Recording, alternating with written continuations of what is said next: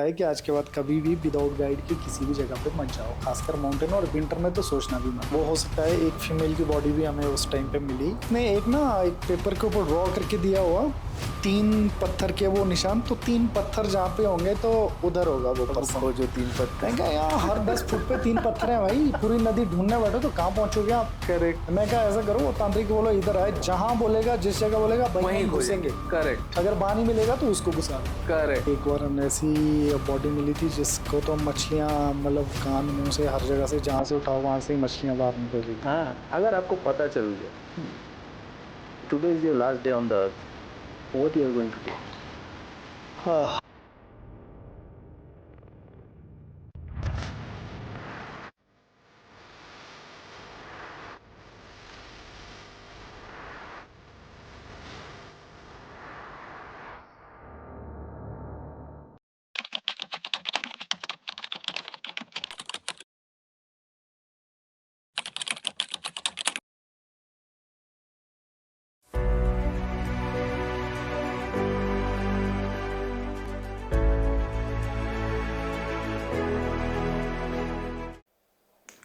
नमस्कार, मैं आपका होस्ट और दोस्त डॉक्टर सतीश सिन्हा आप सबको डॉक्टर सिन्हा अनप्लग में फिर से स्वागत करते हैं। और आज हम घूमते घूमते पहुंच चुके हैं नग्गर बोल के एक छोटी सी कस्बा या शहरी बोल सकते हो, जो कि कुल्लू वैली में अवस्थित है। कुल्लू जो हिमाचल प्रदेश का एक डिस्ट्रिक्ट है और खुद ही बहुत ज़्यादा फेमस है across the world for being a very beautiful tourist destination. यहाँ पर आज हम बात करेंगे मनु महाजन जी के साथ, जिन्होंने अपने लाइफ में बहुत सारे रेस्क्यू ऑपरेशंस किए हैं, जिसमें उन्होंने सर्च एंड रेस्क्यू किया है। बहुत जन जो घूम चुके हैं, बहुत सारे बंदे जो नदी में गिर के गुजर चुके हैं, उनके डेड बॉडीज को रिकवर करना, या तो लाइव बंदे जो जंगलों में या पहाड़ों में घूमते घूमते और ट्रैकिंग करते करते या सोलो एक्सपीडिशंस करते करते घूम जाते हैं और फिर उनको सर्च करना, रेस्क्यू करना, ये उनके ऑर्गेनाइजेशन का काम होता है। ये जो सर्च एंड रेस्क्यू जो होता है, क्या होता है सर्च एंड रेस्क्यूज में, क्या क्या इंपॉर्टेंट स्किल सेट चाहिए, क्या क्या एक्सपीरियंसेस होता है और ये जॉनर ही क्या है, ये आज हम जानेंगे मनु महाजन जी के साथ, जो कि इस चीज के साथ जुड़े हुए हैं दशकों से। और आज हम समझेंगे इसमें क्या करियर एस्पेक्ट्स है और इसमें चैलेंजेस क्या है। मनु जी हमारे साथ डॉक्टर सिन्हा अनप्लग में जुड़ने के लिए धन्यवाद। Thank you. और पहले मुझे समझाइए what is adventure. I think adventure ऐसी चीज़ है, खासकर बरसात में एडवेंचर ज़्यादा होता है लोगों का बिकॉज एडवेंचर की जो डेफिनेशन दी जाती है हम लोगों की लाइन में, है ना, फील्ड में, तो उसका रीज़न ये है कि जब आप किसी जगह पे जाते हैं, किसी ऐसे काम को करते हैं विच इज़ नॉट एक्सपेक्टेड, आपको पता नहीं आप कहाँ जा रहे हैं, ठीक है, या ऑन द वे एक जर्नी है आपकी, उस जर्नी में आपके साथ क्या होने वाला है, उसमें थोड़ा सा आपका लाइफ का रिस्क भी रहता है, थोड़े से आपके क्या बोलते हैं उसको, एडवेंचर सी जर्नी हो जाती है जिसमें थोड़ा लाइफ जाने का रिस्क है, थोड़ा आपको सर्वाइवल भी करना पड़ता है। कई ऐसी कंडीशंस हैं जो आपको एक्सपेक्ट ही नहीं होती कि ये चीज़ें भी हो सकती हैं, तो उस चीज़ में जो सर्वाइव करने की एक कला होती है ना, तो उस चीज़ को जो है एडवेंचर बोला जाता है। तो जनरली क्या होता है कि अगर कहीं फॉर एग्जांपल आप यहाँ से मनाली जाओगे, ठीक है, तो इन बिटवीन आपको पता है कि रास्ता, आजकल बरसात का मौसम है, आधे रास्ते में गाड़ी खराब होगी, है ना, हो सकता है रात को आपको फिर नाइट मार्च करना पड़े या स्टे करना पड़े या फिर किसी से हेल्प लेनी पड़े, किसी के घर में जाके रुकना पड़े, है ना, तो उन लोगों से बात करनी पड़े तो वो लोग हेल्प करें, या फिर हो सकता है कभी फ्लड आके नाले बढ़ जाते हैं, पानी बढ़ जाता है, क्रॉस नहीं कर पाते हैं, है ना, तो उस इन बिटवीन जो जर्नी में आप फेस करते हैं, सर्वाइव करते हैं, कुछ कंडीशन में आपको सरवाइव भी करना पड़ता है, लाइक आपकी लाइफ भी रिस्क में पड़ जाती है, ठीक है, तो उस कंडीशन में जो आप अपनी जर्नी को, ठीक है, एक्सपीरियंस करते हैं, दैट इज कॉल्ड एडवेंचर। तो वो एडवेंचर सिर्फ हमारी फील्ड को नहीं बोलते, आप किसी भी लाइफ में किसी भी चीज को एडवेंचर बोल सकते अगर वो अनस्क्रिप्टेड है। बिल्कुल राइट। हाँ, यहीं पर एक क्वेश्चन है मेरे ध्यान में। लोग जो एडवेंचर करने आते हैं, स्क्रिप्टेड एडवेंचर करने आते हैं, ठीक है, जैसे राफ्टिंग करने आ गया, पैराग्लाइडिंग करने आ गया, बंजी जंपिंग करने आ गया, जहाँ आपका पूरा एक स्क्रिप्ट है, राइट। कि आपको ये पहनना है, ये बिल्कुल। करना है, इतना हाइट तक जाएगा, या अगर राफ्टिंग कर रहे हो तो ये स्ट्रीम्स, तो अगर आप पहली बार कर रहे हो तो आपको इससे ज़्यादा टफ में नहीं जाने दिया जाएगा, ये स्क्रिप्टेड। बिल्कुल। स्क्रिप्टेड एडवेंचर का मतलब क्या हो गया? हाँ। तो उसका एक ये मान के चलो कि आप जब हम लोग किसी चीज़ को प्लान करते हैं, प्लान करके एक एडवेंचर को एक रूपरेखा तैयार करके, ठीक है, उसको सेफ वे में लेके जाके, है ना, आपको एक नया अनुभव देते हैं, है ना। फॉर एग्जांपल आपने अभी राफ्टिंग की बात की, अगर राफ्टिंग की बात करेंगे उसमें एडवेंचर तो है, एक नया एक्सपीरियंस देखने को जो कभी किसी ने लाइफ में नहीं किया, कभी जो नदी में नहीं उतरा होगा वो भी उतर जाता है ना। तो वो जो जर्नी है, वो जो मजा लेता है, उसको एडवेंचर को आप नाम दे सकते हैं, that is called also adventure. But उसमें क्या है कि मिनिमम रिस्क में, है ना, सेफ्टी प्रिकॉशन ज्यादा लिए जाते हैं, और कोई भी एडवेंचर ऐसा नहीं है जिसमें मतलब कि सेफ्टी ना हो। 100%, मोर देन 100, 200% भी सेफ्टी होती है। सेफ्टी के साथ जब एडवेंचर किया जाता है, दैट इज अ प्लान्ड वे, है ना। तो उसको आप एज ए प्रोफेशनलिज्म में लेके चलते हैं। एडवेंचर के साथ मिस एडवेंचर भी साथ में आता है? मिस एडवेंचर साथ में नहीं आता, बट इसमें आप कह सकते हैं दो चीजें हो सकती है। एक, अगर मैन मेड है तो दैट इज मिस्टेक, है ना। मैन मेड मतलब कि अगर एक्सीडेंटली, फॉर एग्जांपल हमारे पास इतने कुछ एक डिवाइसेस हैं, सीट हार्नेस यूज करते हैं, सेफ्टी बेल्ट, मतलब सेफ्टी बेल्ट स्लिप कर गया या आपने प्रॉपर तरीके से नहीं होल्ड किया, इसको स्लीप हार्नेस बोलते हैं, हाँ, राइट? ये सीट हार्नेस है, ओके, ठीक है। ओके, काफी सारे एडवेंचर में यूज किया जाता है, Right. एक्टिविटीज में यूज किया जाता है ना। तो इफ इन केस अगर कभी ये खुल जाता है, तो इट मीन्स कि आपने उसको प्रॉपर तरीके से नहीं टाई किया है, तो वो हो गया मैन मेड, है ना। एक हो गया natural disasters, for example rafting कर रहे हैं, इन केस कहीं फ्लड आ गया, नाला फट गया है ना। पहले होता था कि बरसात के टाइम पे ये चीज, आज की डेट में तो 12 महीने में कभी भी फट जाते हैं बादल, कहीं पे लेक्स, ग्लेशियर में लेक फट रही है, उसका भी पानी एकदम से वॉल्यूम बढ़ रहा है ना। तो डिजास्टर नेचुरल डिजास्टर में आता है। माने एक लेवल के बाद एडवेंचर मिस एडवेंचर का लेवल पहुंच जाता है, पहुंच सकता है। अगर आप सेफ्टी प्रिकॉशंस नहीं लेते हैं तो वो पहुंच सकता है। हर एक चीजें हमारे हाथ में नहीं है। अगर फॉर एग्जांपल हम कहीं क्रॉस कर रहे हैं, ठीक है, मैं बोलता हूँ कि जो स्नो लाइन एरिया में जाते हैं हम लोग, कई जगह पे एवलांच जाता है, तो एवलांच एरिया में, प्रॉन एरिया में हमें पता होता है कि एवलांच की टाइमिंग क्या हो सकती है या स्नो कंडीशन क्या है, उसको आप जज कर सकते हैं। लेकिन अगर कहीं ऐसी जगह पे है जहाँ पे आप रॉकफॉल वाले एरिया में जा रहे हैं, आपको पता ही नहीं है पत्थर कब गिर रहे हैं, कुछ एक ऐसी जगह होती है वहाँ बार बार गिरते रहते हैं, है ना। तो उस केस में तो आप कुछ जज ही नहीं कर सकते। फॉर एग्जांपल लेना तो हमारा मंडी का हाईवे है ना, अभी रिसेंटली हर दिन, हर दूसरे दिन वो गिरता रहता है पहाड़, तो आप क्या बोलेंगे उसमें, तो आप जज ही नहीं कर सकते। अब ये तो बोल नहीं सकते कि हर दिन पहाड़ गिरता है तो गाड़ियां रोक लो या ट्रैफिक रोक के रख लो। तो ये वो भी एक डिजास्टर है, वो तो कभी भी हो सकता है, वो रात को भी हो सकता है, दिन को भी होता है। अब ये सब जब हो रहा है, जहाँ लोग एडवेंचर भी कर रहे हैं, चांसेस ऑफ मिस एडवेंचर भी हो जाता है, तो यहाँ पर सर्च एंड रेस्क्यू का एक रोल आ जाता है। हाँ बिल्कुल। अब थोड़ा हमें ये समझाइए, सर्च एंड रेस्क्यू होता क्या है और इसका सिलसिला कैसे शुरू होता है?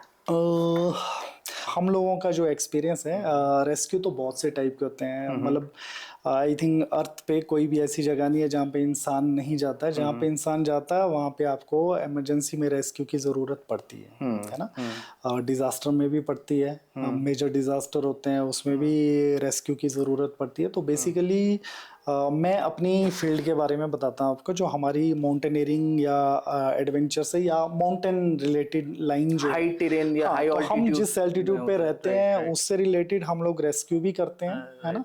तो हमारी जर्नी के हिसाब से जब लोग पहाड़ों में जाना स्टार्ट करते हैं, ठीक है, तो एक सर्टन टाइम पीरियड तक लोग सेफ्टी को ज़्यादा मद्देनज़र रखते थे, है ना। तो जो ट्रैकर्स होते थे या दूसरे माउंटेनियर्स होते थे, उनको आइडिया भी रहता था आपको किस वे में कितने लेवल तक एफर्ट लगाना है। आप एक्लेमेटाइजेशन को फॉलो करते हैं, ठीक है, और जिस एरिया में जाते हैं उस एरिया के बारे में पहले ही स्टडी करते हैं। हालांकि आज के डेट में सोर्सेज ज़्यादा हैं, रिसोर्सेज ज़्यादा हैं, पहले कम थे, ठीक है। तो फिर भी लोग पहले in the sense, resources in the sense information about the root,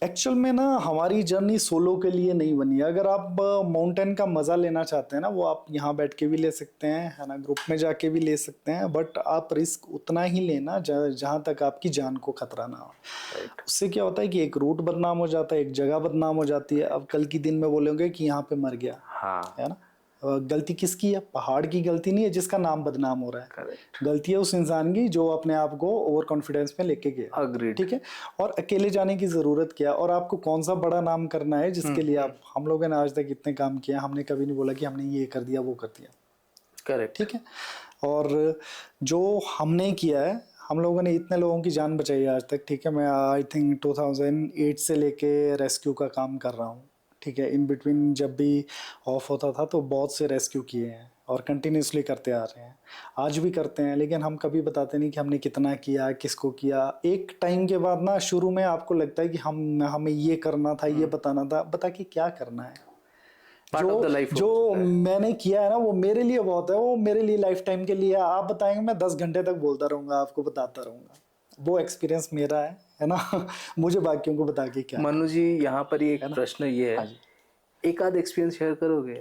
हाँ, ये देखकर। पहले मैं आपका एक सोलो वाला एक्सपीरियंस हाँ, please, बताता हूँ। please, ये please, बहुत please। मज़ेदार एक्सपीरियंस था। ये बेसिकली विंटर में हम लोग चंद्रखनी पास में जा रहे थे, तो स्नो स्टडी करने के लिए जा रहे थे। ये ग्लेशियर वाला स्टडी नहीं था, स्नो का डेप्थ के लिए। तो हमारे पास कुछ काफ़ी पुराने फ्रेंड हैं, वो हर साल स्नो स्टडी करने के लिए आते थे हमारे साथ, स्नो एंड अवलांच इंस्टीट्यूट से। तो उनके साथ हम लोग चंद्रखनी पास के रूट पे गए थे। हमें ज़्यादा टॉप तक तो जाना नहीं था विंटर में। मिड में हमने रास्ते में साइड लगा, ये एक सेफ से जोन में हमने कैंप लगाया था। और चंद्रखनी पास बहुत सेफ है विंटर के लिए। तो वो वाले रूट में हम लोग गए, तो हमारे पीछे पीछे साथ में एक बंदा मिला हमें। तो वो बिल्कुल नया फ्रेश, इवन इतना था कि उसको टेंट लगाना तक नहीं आता था। अच्छा। और वो विंटर में आ गया बढ़िया, अपना सोलो कितना रूट करने के ऑल्टीट्यूड में लिए। होगा वो पास? एल्टीट्यूड तो पास 36 33 34 ये 100 मीटर है। अच्छा। ठीक है। लेकिन जो उसका ये क्या बोलते हैं, हम लोग जहाँ पे रुके थे वो तो 3300 मीटर मतलब 3000 मीटर के आसपास है। 7000 फीट नहीं, 11,000 11,000 11,000 फीट है, 11,000 36 के आसपास है ओके बिल्कुल। ओके तो ओके। हम 3000 के अराउंड थे। तो वो डे में तो धूप होती है, उस टाइम पे मौसम साफ था, तो धूप में तो उसको उतना एज सच प्रॉब्लम हुई नहीं ना। उसको रूट पता था, वो थोड़ा हमें फॉलो करते करते आ गया। फिर आगे हम ज़्यादा आगे निकल गए तो वो पीछे भटक गया। फिर जब हम लोग आगे जाके रुके हुए थे रास्ते में, तो वो आवाज़ आई चिल्लाने की। तो वो एक्चुअली जब उसको रास्ता नहीं मिला एक टाइम के बाद, वो फ्रस्ट्रेट हो गया। तो फिर उसने आवाज़ लगानी स्टार्ट की। तो हमारे मतलब माउंटेन में आवाज़ सुनाई देती है, काफ़ी दूर तक इको होती है, गूंजती है। इको तो होती है, हाँ। फिर एक फ्रेंड को, हमारी टीम के मेंबर को हमने भेजा उसको लाने के लिए। तो हमें आइडिया लग गया कि वो हमें ही आवाज़ लगा रहा था। तो फिर हमने उसको भेजा, वो उसको 1 घंटे के बाद लेके आया साथ में। तो फिर उससे बात हुई तो पता चला कि वो फर्स्ट टाइम सोलो करने आ रहा है ना। उसको इस नॉलेज का, बस उसने ऑनलाइन इंफॉर्मेशन ली थी कि इस रूट में हमें ये क्या बोलते हैं, हम मैगी पॉइंट मिलता है, ये अच्छा, मिलता है, अच्छा। वो मिलता है। तो वो सोच के भाई साहब चले आए बिना राशन पानी के। ठीक है। और क्वेचुआ का 2 मैन टेंट था उसके पास, बिल्कुल ब्रांड न्यू, वो खरीद के लाया था।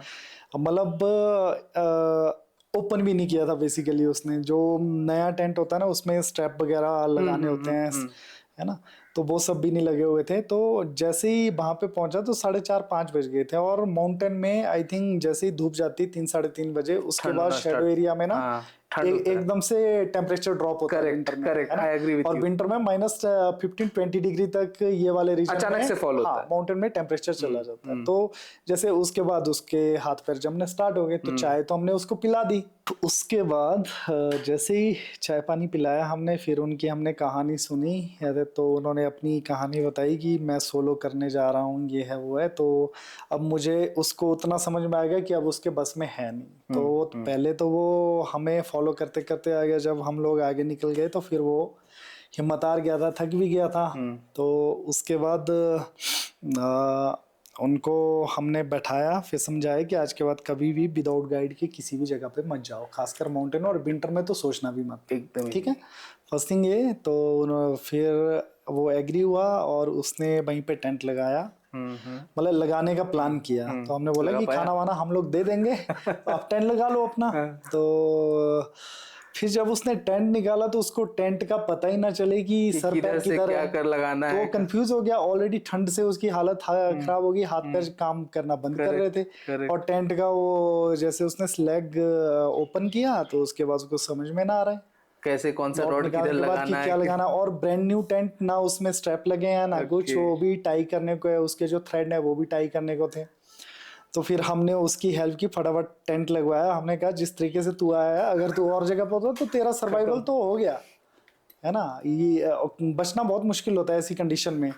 तो उसके बाद हमने उसके टेंट वेंट लगा के दिया सब कुछ, और नेक्स्ट डे उसको ब्रेकफास्ट करने के बाद इमीडिएट भेज दिया, जिस रास्ते से आया उसी रास्ते से भाई चला जा, है ना, कि ठीक है तेरे को अपनी चिंता नहीं है, तेरे घर वालों को तेरी चिंता होगी, है ना। और सोलो का मतलब ये नहीं है, अगर मैं फिजिकली फॉर एग्जांपल मैं एक रनर हूँ, ठीक है, मैं बोलूँगा मैं बहुत भागता हूँ, पहाड़ों में भी दौड़ता हूँ, लेकिन इसका मतलब ये नहीं है आप ठंडी जगह पे सर्वाइव कर जाओगे। जैसे मैं हूँ ना, मैं ठंडी जगह में रहने वाला बंदा हूँ, मेरे को मुंबई के उधर बोलोगे आप या गर्म रेगिस्तान में छोड़ोगे तो मैं वहाँ पे इजीली ऐसे सर्वाइव नहीं कर सकता, है ना। राइट। तो हर चीज के लिए प्रैक्टिस और ये एक्सपीरियंस बहुत जरूरी है, आपको पता होना चाहिए उस जगह का। सिर्फ किताबों में पढ़ने से आपको प्रैक्टिकल नॉलेज नहीं मिलता, आपको जाना पड़ेगा उस जगह के बारे में, समझना पड़ेगा, एक्सपीरियंस लेना पड़ेगा। सर्वाइवल किया है उससे पहले आप उस रूट को तो जानो, है ना, सर्वाइवल की बेसिक चीजों को जानो। सर्वाइवल के लिए आपको लोगों को, जो नए नए बच्चे आते हैं आज की डेट में ट्रैकिंग करने के लिए, उनकी क्वेरीज ये होती है रेट कितना है। फर्स्ट कॉल जब भी आएगी कि ये हमें इतना दे रहा, आप कितना दे रहे, अरे भैया आप पूछो तो सही सेफ्टी क्या है, ठीक है, about food, about route, about experience, है ना, वो चीजें भी तो जरूरी है ना। लेकिन उनको उन चीजों से लेना देना, पैसा कितना दे रहे हैं, पैसा कितना दे रहे हैं वो चीज आप बात करो। अगर पैसा कम दे रहे हैं तो मैं आने को तैयार हूं, दरकार नहीं सेफ्टी गियर भाई, तो उस चीज में हाँ हम लोग तो उनको पहले ही भगा देते हैं कि जब आपको पैसा देखना तो आप सस्ते के पास ही जाओ, फिर तो आगे पूछ के फायदा ही नहीं है, राइट है ना। राइट। बट ऐसी चीजें बहुत होती है, और ऐसे में क्या है कि लोगों को अवेयरनेस है ही नहीं, उनको ना फर्स्ट एड का नॉलेज है ना। ये जो आज की डेट में ट्रिप में 5 स्टार ट्रैकिंग होती है, ये आज की डेट में आपको रहने को मिल रहा है, खाने को मिल रहा है, सोने को मिल रहा है, एक आदमी पकड़ के घसीट के भी लेके जा रहा है आपको, आपकी चलने की हालत नहीं होती, ठीक है। मतलब ये कंडीशन होती है कि नाक साफ करने की हालत नहीं होती बहुत से लोगों की, है ना। इतनी हालत खराब होती है, लेसिस बांधे नहीं जाते, लेसिस, पानी पीना होता है तो डिहाइड्रेट हो चुकी होती है बॉडी, पानी बॉटल पॉकेट से निकालना, बैग के पॉकेट से निकालना मुश्किल होता है उनका, वो क्या सरवाइव करेंगे माउंटेन में। आप उस चीज के लिए प्रिपेयर हो, आपको फर्स्ट एड का बेसिक नॉलेज नहीं है, ठीक है। ट्रैकिंग मैं बताता हूँ आपको क्या होती है एक्चुअल में। ट्रैकिंग एक बैकपैक होता है 90 लीटर का, 75 से 90 लीटर, उसमें आपका स्लीपिंग बैग जाएगा, ठीक है, टेंट जाएगा, मैटर्स जाएगा, खाने पीने का राशन भी जाएगा, कुकिंग का स्टोव भी जाएगा, फ्यूल भी जाएगा, ठीक है, रोप भी जाएगी आपकी सेफ्टी के लिए, कहीं पे आपको रिवर क्रॉस करनी होगी, कई चीजें हो सकती हैं।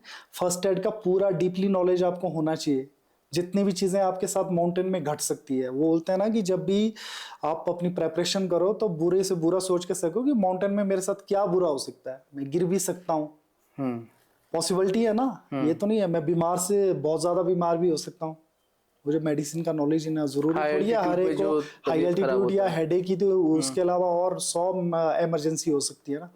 थ्रोट इन्फेक्शन हो सकता है, आपका स्टमक पेन हो सकता है, क्रैक हो सकता है, स्लिप हो सकता है ना, स्वेलिंग हो सकती है, एलर्जी हो सकती है, कई चीज़ें हैं। तो आपको उन चीज़ों का नॉलेज होना चाहिए, मेडिसिन होनी चाहिए, और उन सब चीज़ों के बाद आपको पता होना चाहिए टेम्परेचर है, क्लोथिंग का पता होना चाहिए, किस जगह पे जा रहे हैं, कितना डिग्री टेम्परेचर जा सकता है, उसके हिसाब से आपकी प्रेपरेशन होनी चाहिए।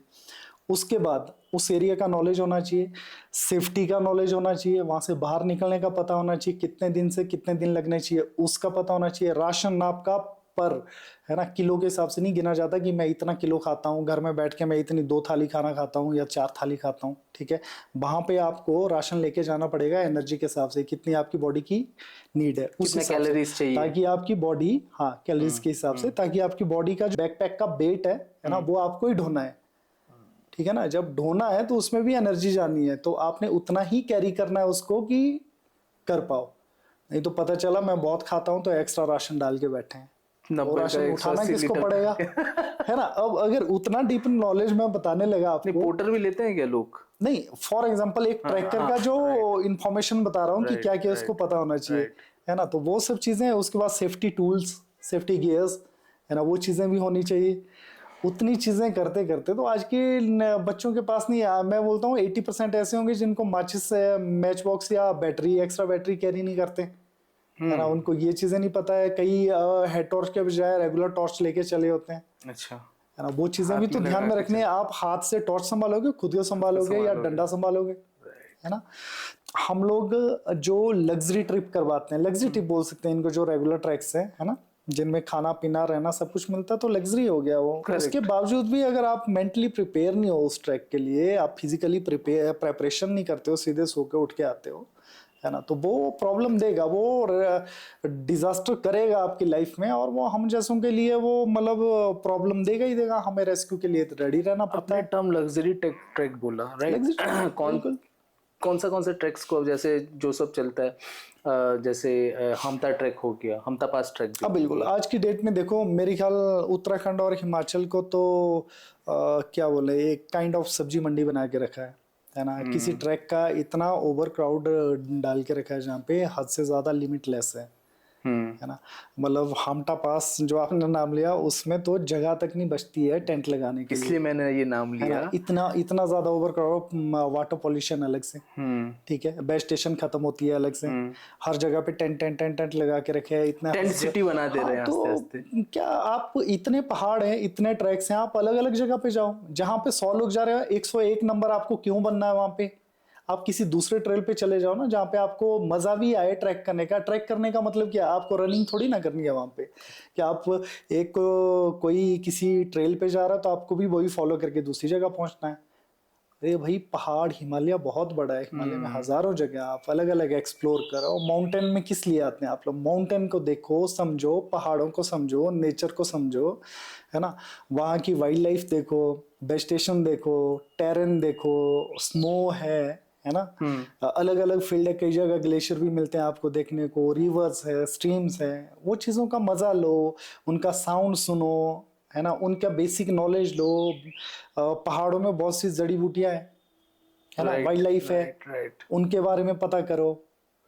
अग्रीड। सिर्फ एक भीड़ को फॉलो करना ट्रैकिंग नहीं होता। सच्चाई है। तो मेरा बोलने का ये मतलब, अगर आपको एक जगह पे 1000 लोगों की भीड़ में जाना है, तो वो तो फिर मुंबई के रेलवे स्टेशन पे भी मिल जाती है, कहीं दिल्ली में चले जाओ वहां पे भी मिल जाएगा। तो भीड़ से हटके जब आपने अलग माउंटेन में कुछ करने आना, तो अलग जगह पे जाओ ना भाई, इतनी ट्रेल्स हैं। राइट। नेक्स्ट टाइम कुछ और जगह पे जाओ, तो वो सब जब अपना माइंडसेट वैसा बना के आएंगे ना, तो हर एक जगह पे अच्छा ही मिलेगा आपको। ये चीज ना, चादर ट्रैक, चादर ट्रैक हम लोग काफी सालों से करवा रहे थे, ठीक है। अभी 2-3 सालों से हमने लॉकडाउन के बाद से बंद करवा दिया। तो वहां पे भी यही पहले चलता था। तो एक टाइम ऐसा आ गया, खैर चादर ट्रैक तो इकलौता ट्रैक है दुनिया में जो फ्रीज होता है, उसके ऊपर ट्रैक होता है। तो शायद से अभी और होना भी हाँ, मुश्किल होगा वहां पे freeze। भी ओवर क्राउड इतना ज्यादा हो गया एक टाइम पे, लोग ना सिर्फ पैसा देखते हैं, है ना। सिर्फ पैसा ही हर चीज नहीं होती, है ना। तो आप कहीं भी पैर रखो, है ना, तो पैर रखने को तक जगह नहीं है, चलने फिरने को जगह नहीं है, क्या फायदा है ऐसी ट्रैकिंग का। चादर ट्रक में इतना ऐसे क्राउड हो हाँ, रहा एक टाइम ऐसा आया था 2017 या 18 तक, इतना ओवर क्राउड हो गया। 16 आई थिंक 15-16 से लेके 18-19 का टाइम आया ऐसा, ठीक है। इस ड्यूरेशन के टाइम पे इतना ज्यादा ओवर क्राउड हो गया और बहुत ज्यादा मैं पॉपुलर हिट आपको हो गया। इंटरवीन करके एक चीज ऑडियंस के लिए बोल दूं। चादर ट्रैक जो मनु जी बता रहे हैं, चादर track is the only track जो रिवर फ्रोज हो जाए, पूरा फ्रोजन हो जाता है, रिवर बेड पूरा फ्रोजन हो जाता है, उसके ऊपर से चल के जाया जाता है। और एक कॉन्टेक्स्ट जो मनु जी बता रहे थे, उस चीज़ में मैं कंटिन्यूएशन में ये बताऊंगा। क्या होता है ना, हम लोग रील देखते हैं, हम लोग इंटरनेट में देखते हैं, जो जगह बहुत ज़्यादा अच्छा, सब ये जा रहा है, ये इतना सुंदर है, मैं भी जाता हूँ।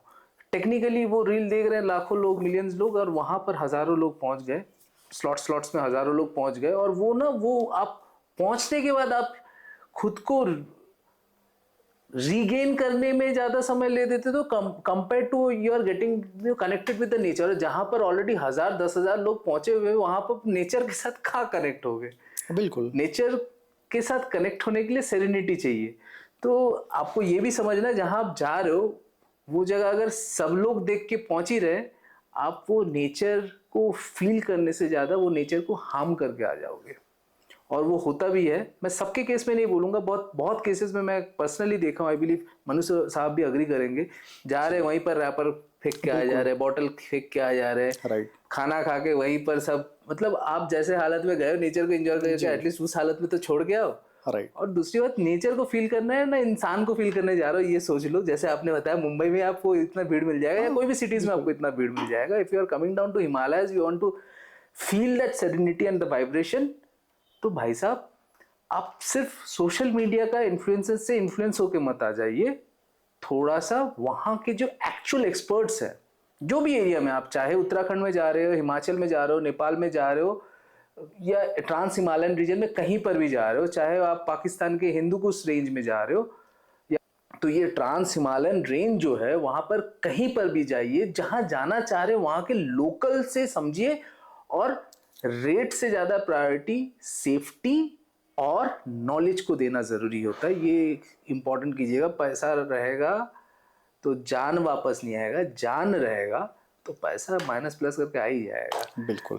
तो मनु साहब, जहां आप बता रहे थे चादर ट्रैक का, तो सेम हम लोग चादर ट्रैक की भी आई थिंक वही स्टोरी बता रहा था कि 2-3 साल इतना ज़्यादा वो ओवर क्राउड हो गया कि वहाँ पे भी आपको मतलब टेंट लगाने की तक जगह नहीं मिलती थी कैंपिंग एरिया में, है ना। तो मेरा कहने का मतलब है कि इतना ज़्यादा ओवर क्राउड करने से बजाय, ठीक है, आप अपना टाइमिंग चेंज कर लो, है ना।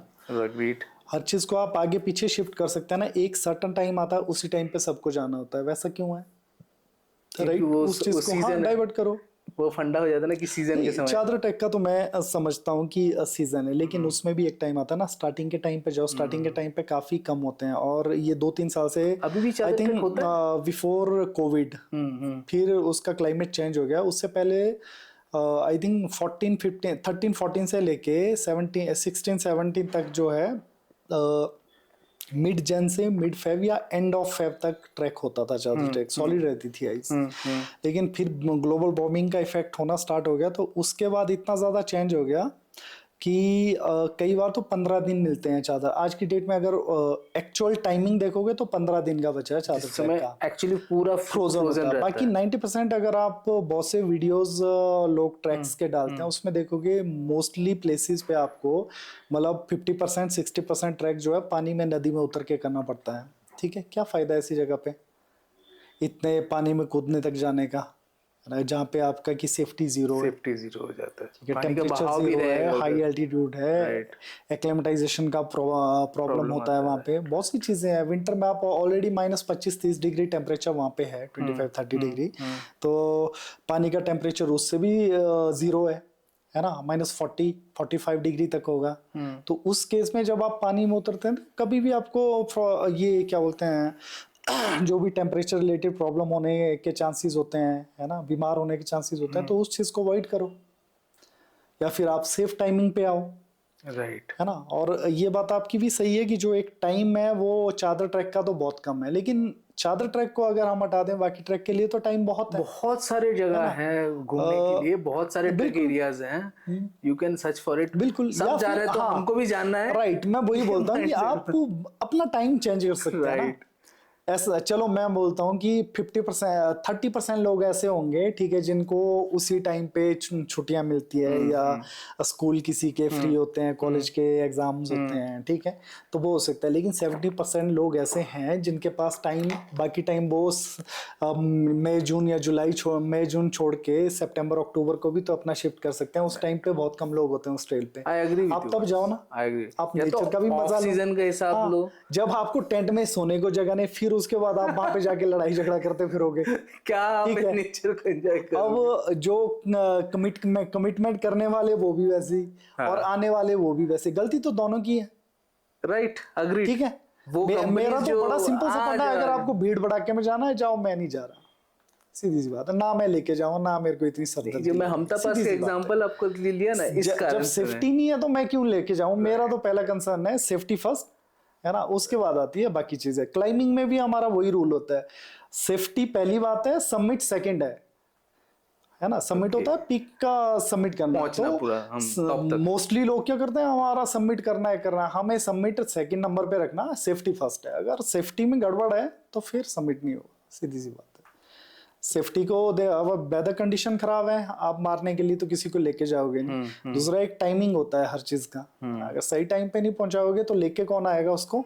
अगर चढ़ाने में 4 घंटे एक्स्ट्रा लग रहे हैं तो उतारने में तो 10 घंटे एक्स्ट्रा लगेंगे उसको, तो कौन लेके आएगा। वापसी में तो सबकी एनर्जी ड्रेन हो जाती है ना। तो मतलब कि 4 घंटे के बाद क्या हो सकता है, उस चीज को आपको मद्देनजर रखना पड़ता है अपने दिमाग में, बैक ऑफ द माइंड, कि नेक्स्ट स्टेप क्या होना चाहिए आपका। वही वो एक्सपीरियंस सिखाता है आपको एक्चुअली। तो अगर जब ऐसी दुर्घटनाएं होती हैं, इन चीजों को नेग्लिजेंसी रखते हैं लोग, तो उस केस में ही हमारे रेस्क्यू की जरूरत पड़ती है। तो बेसिकली हाँ, आप बता रहे थे कुछ। हाँ, मेरा ये फंडा जो रेस्क्यू की जरूरत जी, पड़ती है वही पॉइंट है ओके। कि लोग आपके पास या आपके ऑर्गेनाइजेशन के पास ये रेस्क्यू कॉल्स आता कैसे है, और जब रेस्क्यू कॉल्स आता है जी, तो उसके बाद आप लोग का इमीडिएट स्टेप्स क्या होता है? इसकी मैं आपको ना एक छोटी सी अपनी कहानी बताता हूँ। इसमें क्या होता था, पहले स्टार्टिंग में हम लोग जैसे माउंटेनियरिंग प्रोफेशनल हैं, तो हम लोग पहले एज ए गाइड काम करते थे माउंटेनियरिंग गाइड कोर्सेज करने के बाद। तो फिर जब हम लोग किसी के साथ जाते हैं तो धीरे धीरे आपका स्किल बढ़ता है ना। जब रियल फील्ड में आपको काम करना होता है ना, तो उसके बाद धीरे धीरे आप स्किल्ड भी होते जाते हो, कई चीजें आप सीखते हो, है ना। तो वो जब चीजें सीखते हैं तो साइड बाय साइड हम लोग फिर रेस्क्यू का काम भी मैं करता था। तो रेस्क्यू का काम जब से स्टार्ट किया तो फिर एक लोगों को पता चलना स्टार्ट लगता है। जब अगर आप अच्छा काम करते हो तो सबको लगता है कि हाँ, वहाँ पे वो बंदा काम करने वाला है, रेस्क्यू करने वाला है। तो मेरे बहुत से फ्रेंड हैं, काफ़ी लोग, उनके साथ मैंने काम किया है, जिनकी काफ़ी बड़ी बड़ी कंपनीज थी, जो पहले एडवेंचर का भी काम करते थे, कुछ एक की रेस्क्यू ऑर्गेनाइजेशन भी आज भी काम करती हैं। तो वो लोग मुझे हायर करते थे डे बेसिस, रेस्क्यू में हम लोग पर डे बेसिस लेते थे चार्जेस। जितने दिन का रेस्क्यू सर्च ऑपरेशंस होंगे तो उतने दिन का हम लोग चार्ज करते थे, मैं करता था बेसिकली। तो और वो ऑर्गेनाइजेशन किसको चार्ज करता है, क्लाइंट को? ऑर्गेनाइजेशन क्लाइंट को भी चार्ज करते हैं। अगर किसी कंट्री का अलग फॉरेनर है तो एम्बेसीज भी पे करती है, कुछ एक के इंश्योरेंसेस भी होते हैं, अलग अलग तरह के होते हैं। ओके। कोई मिसप्लेस हुआ है तो किसी का कोई नहीं है तो पुलिस डिपार्टमेंट वगैरह, बहुत से रेस्क्यू ऐसे हैं जो हम फ्री में भी करते हैं, है ना। काफी ऐसे भी हैं एडमिनिस्ट्रेशन के, बहुत से रेस्क्यू हम लोग मतलब विदाउट उसके करते एडमिनिस्ट्रेशन हैं। माने लोकल हाँ, बहुत से ऐसे होते हैं, कभी मतलब कोई मान लो नदी में गिर गया, उसकी बॉडी को रिकवर करना है, ठीक है, निकालना है। तो उस केस में उसका पता ही नहीं होता कि कौन गिरा है कौन पड़ा है ना। अब आपको पता है कि कोई बहते हुए गया, अब उसको ढूंढना है ना। अब उसका कोई आगे पीछे है नहीं, जब तक कंप्लेंट हुई नहीं है, कई लोगों की ऐसा भी होता है ना। तो उस केस में पुलिस का काम तो निकालना है, ठीक है। अब उनको ढूंढना है, अब वो बेचारे मतलब जब उनके पास सोर्सेज, उनके पास भी एक लिमिटेड रिसोर्सेज होते हैं, ठीक है। तो उस केस में हम लोग करते हैं हेल्प, एडमिनिस्ट्रेशन की पूरी हेल्प करते हैं। ओके। तो उस तरह से भी काम किया जाता है। तो फिर वही हम लोग जब जैसे धीरे धीरे काम करते थे तो हमारा एक नाम बन गया था।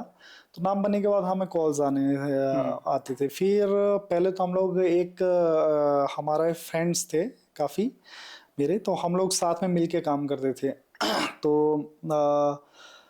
फिर एक टाइम के बाद ऐसा हुआ कि हम लोगों का आपस में कुछ लोगों का एक होता है ना कि न्यूज़पेपर में इसका नाम आ रहा है, मेरा नाम नहीं आ रहा, उसका नाम नहीं आ रहा, मेरा नाम नहीं लिखा। क्लेश हो गया। एक बेसिक होता है आई थिंक सबकी लाइफ में होता है जो है ना।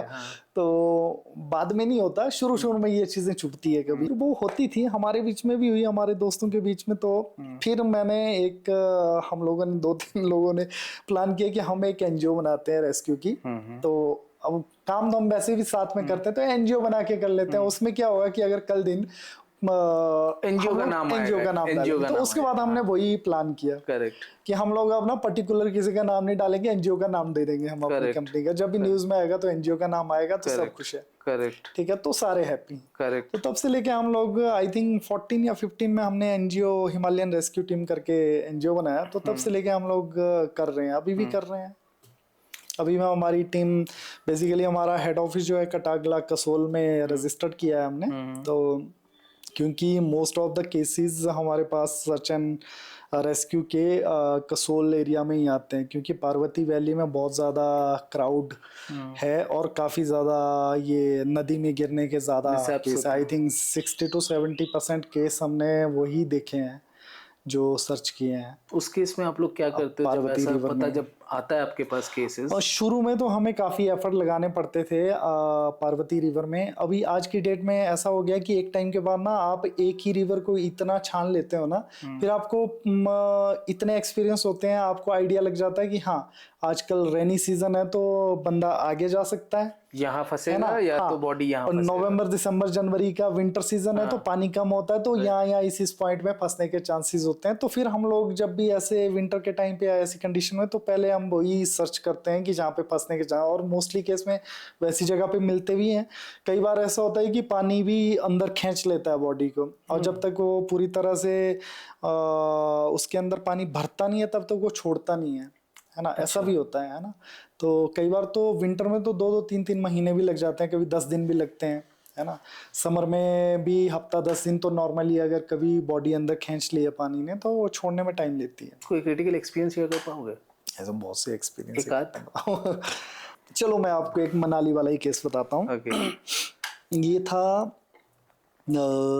आई थिंक 15 या 16 का 2015-16 का केस है। ये एक किन्नौर साइड का लड़का था, ओल्ड मनाली में होम स्टे या गेस्ट हाउस चलाता था। वो उनके बड़े भाई जो हैं दिल्ली में ओल्ड मनाली माने वशिष्ठ साइड?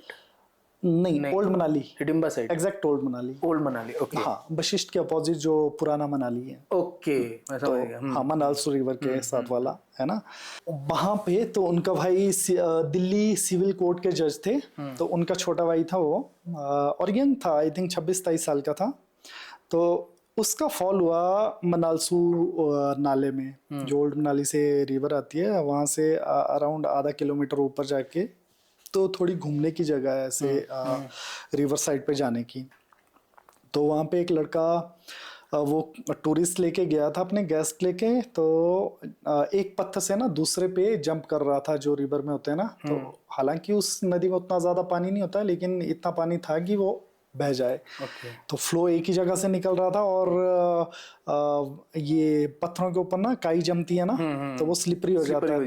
तो उसका वही हो गया कि शायद वो पहले भी काफी बार जंप करता था, वहां से जाता था, तो कॉन्फिडेंस था, और उस टाइम पे उसके साथ वो दुर्घटना हो गई और वो स्लिप कर गया। और उसके बाद उसके सेकंड या थर्ड डे से हमें ये चार्ज मिला, सेकंड डे से चार्ज मिला। तो 9th डे में हमने उसकी बॉडी को चार्ज, मतलब कि हमारे को हैंड ओवर हुआ ये केस। कौन हैंड ओवर करता है या कैसे हैंड ओवर? ये पहले हमारी एडमिनिस्ट्रेशन से भी बात हुई थी, पुलिस वालों ने भी हमें हायर किया था, और हमारे उनके भाई से भी बात हुई थी, जो जज थे उनसे भी बात हुई थी। हम लोगों ने वहाँ पे एक चीज़ सीखी, कभी भी ना लोगों की बातों में विश्वास नहीं करना चाहिए। लोग मतलब कि जनरल पब्लिक होती है ना, कि मैंने देखा वहाँ पे ये हुआ, मैंने देखा वहाँ पे ये हुआ। मनाली में वो चीज़ बहुत चला उस टाइम पे।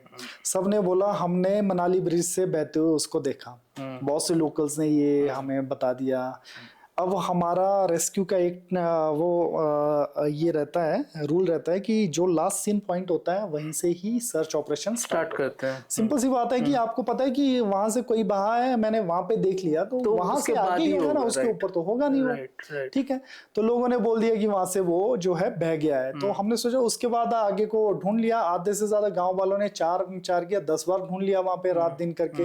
तो वहां से नीचे तो उतना पानी भी नहीं है, कम ही पानी, और खुली एरिया है पानी। तो उसके बाद सबको वही लगा कि ब्यास में गिर गया। ब्यास रिवर, मेन रिवर में आने के बाद फिर बॉडी का पता चलना मुश्किल होता है। तो हमने ब्यास रिवर में आई थिंक 4 से 5 दिन हमने उसको सर्च किया। ये क्या बोलते हैं, 15 मील करके एक ब्रिज है, तो मनाली से 15 माइल ब्रिज, अराउंड ये 10 to 15 किलोमीटर का डिस्टेंस है। उस डिस्टेंस के बीच में हमने जो 4 से 5 दिन उसको हर एक जगह पे सर्च किया जहाँ पे भी हमें चांसेस लगे कि मैन पावर कितना लग रहा था तब? हम लोग आई थिंक 8-9 लोग थे, ज़्यादा नहीं थे। और पूरा स्ट्रेस को आप लोग सर्च कर पा रहे थे? हाँ हाँ हाँ, वो हमारी टेक्निक होती है, रोप लगा के हम लोग प्रूविंग मेथड से सर्च करते रहते हैं वो क्या जहाँ भी होता है? आइडिया। वो बेसिकली हम लोग हर एक की अपनी अपनी टेक्निक होती है, तो हम लोग जहाँ पे हमें लगता है कि ज़्यादा चांसेस हो, कुछ एक जगह पे कॉर्नर तो आप पानी में जाके साइड मतलब सर्च कर सकते हैं जहाँ तक आप जा सकते हैं। जहाँ बहुत ज़्यादा डेप्थ हो या रिवर का सेंटर हो वहाँ पे तो आप जा नहीं सकते, क्योंकि फ्लोटिंग रिवर बहुत ज़्यादा फ्लो करती है ना, हाई प्रेशर रहता है। तो उस केस में हम रिवर के ऊपर रोप टाई करते हैं, उसके ऊपर पर्सन को भेज के प्रूविंग बड़ी बड़ी 20-25 फीट की स्टिक होती है हमारे पास ना, बनाई हुई हमने, तो उससे हम प्रूव करते हैं, तो बॉडी का पता लग जाता है। अगर पत्थर टकराता है क्रॉस तो रोप लगा वाइब्रेशन। दिए रिवर के ऊपर, जी फिर बंदा जैसे हाँ, इक्विपमेंट के, हाँ ये सारे रोप के टेक्निकल थ्रू के उसमें गया, बिल्कुल एंड देन यू स्टिक के थ्रू, बड़ा बड़ा स्टिक हाँ होता होगा, हाँ, उसके थ्रू वो प्रूव चेक करते हैं, करते तो हो। उससे चेक करते हैं, पता लग जाता है। बॉडी रहेगा तो वो गड़ जाएगा उसमें। बिल्कुल, तो आइडिया लग जाता है कि यहाँ पे है। उस तरह से किया। 5 दिन के बाद फिर हमने प्लान किया, उसके बाद उसको ये चांस हुआ कि हो सकता है आगे निकला हो। तो फिर हमें एक रायसन में किसी आदमी ने बोला कि हमने वहाँ से, मछली पकड़ने वालों ने, कि वहाँ से एक बॉडी जाते हुए देखी है। अच्छा। तो वो बॉडी उन्होंने देखी, वो हो सकता है एक फीमेल की बॉडी भी हमें उस टाइम पे मिली। हाँ, तो फिर उसके बाद किसी हमने, को खोजते खोजते किसी और का बॉडी मिल हाँ गया? कोई और बॉडी बह गई थी, कोई और पर्सन था, कोई नेपाली थे, ओके। लेडी फीमेल की बॉडी थी, पता नहीं उसने सुसाइड किया था क्या था। तो फिर क्या हुआ कि उसके बाद हमने प्लान किया, फिर हमने सजेस्ट किया, तो फिर हम लोग ये राफ्ट लेके गए 15 माइल से लेके, फिर हमने अगेन मनाली से राफ्ट में स्टार्ट किया। इनिशियल पॉइंट से? हाँ, अगेन स्टार्ट किया मनाली से लेके ये क्या बोलते हैं आपका, पंडो डैम पे, डैम के ऊपर तक हमने पूरा सर्च पहला किया। क्वेश्चन, आपने ये डिसीजन क्यों लिया कि हम फिर से इनिशियल से पूरा सर्च? बिकॉज रिवर का स्ट्रेच बहुत ज़्यादा लंबा है, अगर उसको सर्च करने बैठो तो 6 महीने लग जाएंगे अगर प्रॉपर तरीके से सर्च करो। और अब इतना टाइम हो चुका था कि अगर बॉडी आगे कहीं फंसी होगी ना, कई जगह पे हम लोग अगर रोप के थ्रू ही जाने बैठे ना तो बहुत टाइम लगना था। ओके। तो उस केस में फिर हमने राफ्ट लेने का प्लान किया, पूरा है ना? स्ट्रेस को देखते हाँ, हैं। तो फिर हमने राफ्ट लेके, क्योंकि राफ्ट में ये है कि चार्जेस वगैरह कुछ एक बढ़ जाते हैं। फिर उसमें एक प्लस पॉइंट ये होता है कि हमारे पास कैमरास वगैरह अंडर वाटर ये डाल के वो भी इजीली अच्छा, सर्च ताकि हो पानी जाता के है। नीचे हाँ, भी कुछ है तो आपको तो दिख आइडिया जाता लग है। जाता है, दिख जाता है, क्लियर हो जाता है। तो उसमें फिर टाइम कम लगना था, क्योंकि अब जब नहीं मिल रहा है इट मीन्स कि नदी बहुत लंबी है और पंडो तक ही जाएगा वो। पंडो माने जो मंडी के पंडो आगे मंडी आगे के जो आ रहा है। पहले जो डैम आता है डैम आ ना, रहा है, तो वहां तक जब हम लोग ये सर्च ऑपरेशन कर रहे थे, इसमें हमने ना बहुत सी चीजें एक्सपीरियंस की। बेसिकली टेक्निकल टर्म्स में, जिन टर्म्स में हम लोग जाते नहीं है ना, वो टर्म्स में भी हम लोग गए। तो जब हमने राफ्ट हाँ लेके राफ्ट लेके हम लोग टिल पंडो तक हमने 2 से 3 दिन आई थिंक यहाँ लगे से हमें। लेके हाँ, पंडो मनाली से तक? लेके पंडो तक। हाँ, मोस्टली कितना स्ट्रेच होगा, कितना किलोमीटर का आई थिंक अप्रोक्सीमेटली? ये 70-80 किलोमीटर के, 80-90 किलोमीटर के आसपास है। उसमें आई थिंक 10 to 15 किलोमीटर हमने पिक किया था राफ्ट को। कुछ एक जगह पे वो टनल के थ्रू पानी जाता है ना। राइट, हाँ, तो वहां पर आपको वहाँ पे हमने बाय रोड हाँ ही बाई जाना रोड पड़ेगा। लेके गए। बाकी जगह पे हमने उसमें किया। तो फिर उस टाइम पे के दौरान हमें वहाँ पे एक और डेड बॉडी मिली। तो हम लोग उस टाइम पे खुश भी हुए कि चलो एटलीस्ट उसके मिल तो गया। फिर पता चला वो तो फीमेल बॉडी। तो मैंने वही जो एक मेल खोजते हाँ, खोजते तो 2 जो फीमेल मिला आपको? ये रायसन से होते हुए बह गई थी, जो हाँ। लोगों ने देखी वो फीमेल की बॉडी थी, अच्छा, है ना? तो जो मैन पर्सन था वो हमें मिला नहीं। मिला नहीं। फिर उसके नेक्स्ट डे, 9th डे, नहीं नहीं सॉरी, हाँ 9th डे था। 9th डे में हम लोगों ने अगेन स्टार्ट किया। तो उस दिन डे में जब स्टार्ट किया, मतलब डे हो गया था, तो उस टाइम पे फिर जब हम सर्च कर रहे थे अगेन, तो हमारा ना एक स्ट्रेच बचा हुआ था, बीच में छूट गया था, ये 15 माइल से ब्रिज से लेके पतली कुल का। अच्छा, ये वाला सामने वाला जो हाँ स्टेज 3-4 किलोमीटर का स्ट्रेच हमारा रह गया था। तो हम लोग 15 माइल के बाद ना लंच करने के लिए पतली कुल आए। तो फिर पतली कुल से हमने स्टार्ट किया। तो हमारे दिमाग में रहा कि शायद हो सकता है वहाँ ये का stretch स्ट्रेच रह रह गया। गया होगा, वो उसको भी चेक करते हैं। तो वो हम चेक कर रहे थे उस दिन, तभी सडन फोन आ गया मनाली से। किसी लोकल पर्सन ने एक बॉडी देखी जहाँ पे वो स्लिप हुआ था, उससे जस्ट 50 मीटर आगे। तो वो जो पानी खींचता है ना अंदर, वो टान के रख दिया था अंदर। तो उसने अंदर रखा था उसको पकड़ के, और उसी नाइट में उसको छोड़ा था। पानी खींचता क्यों है?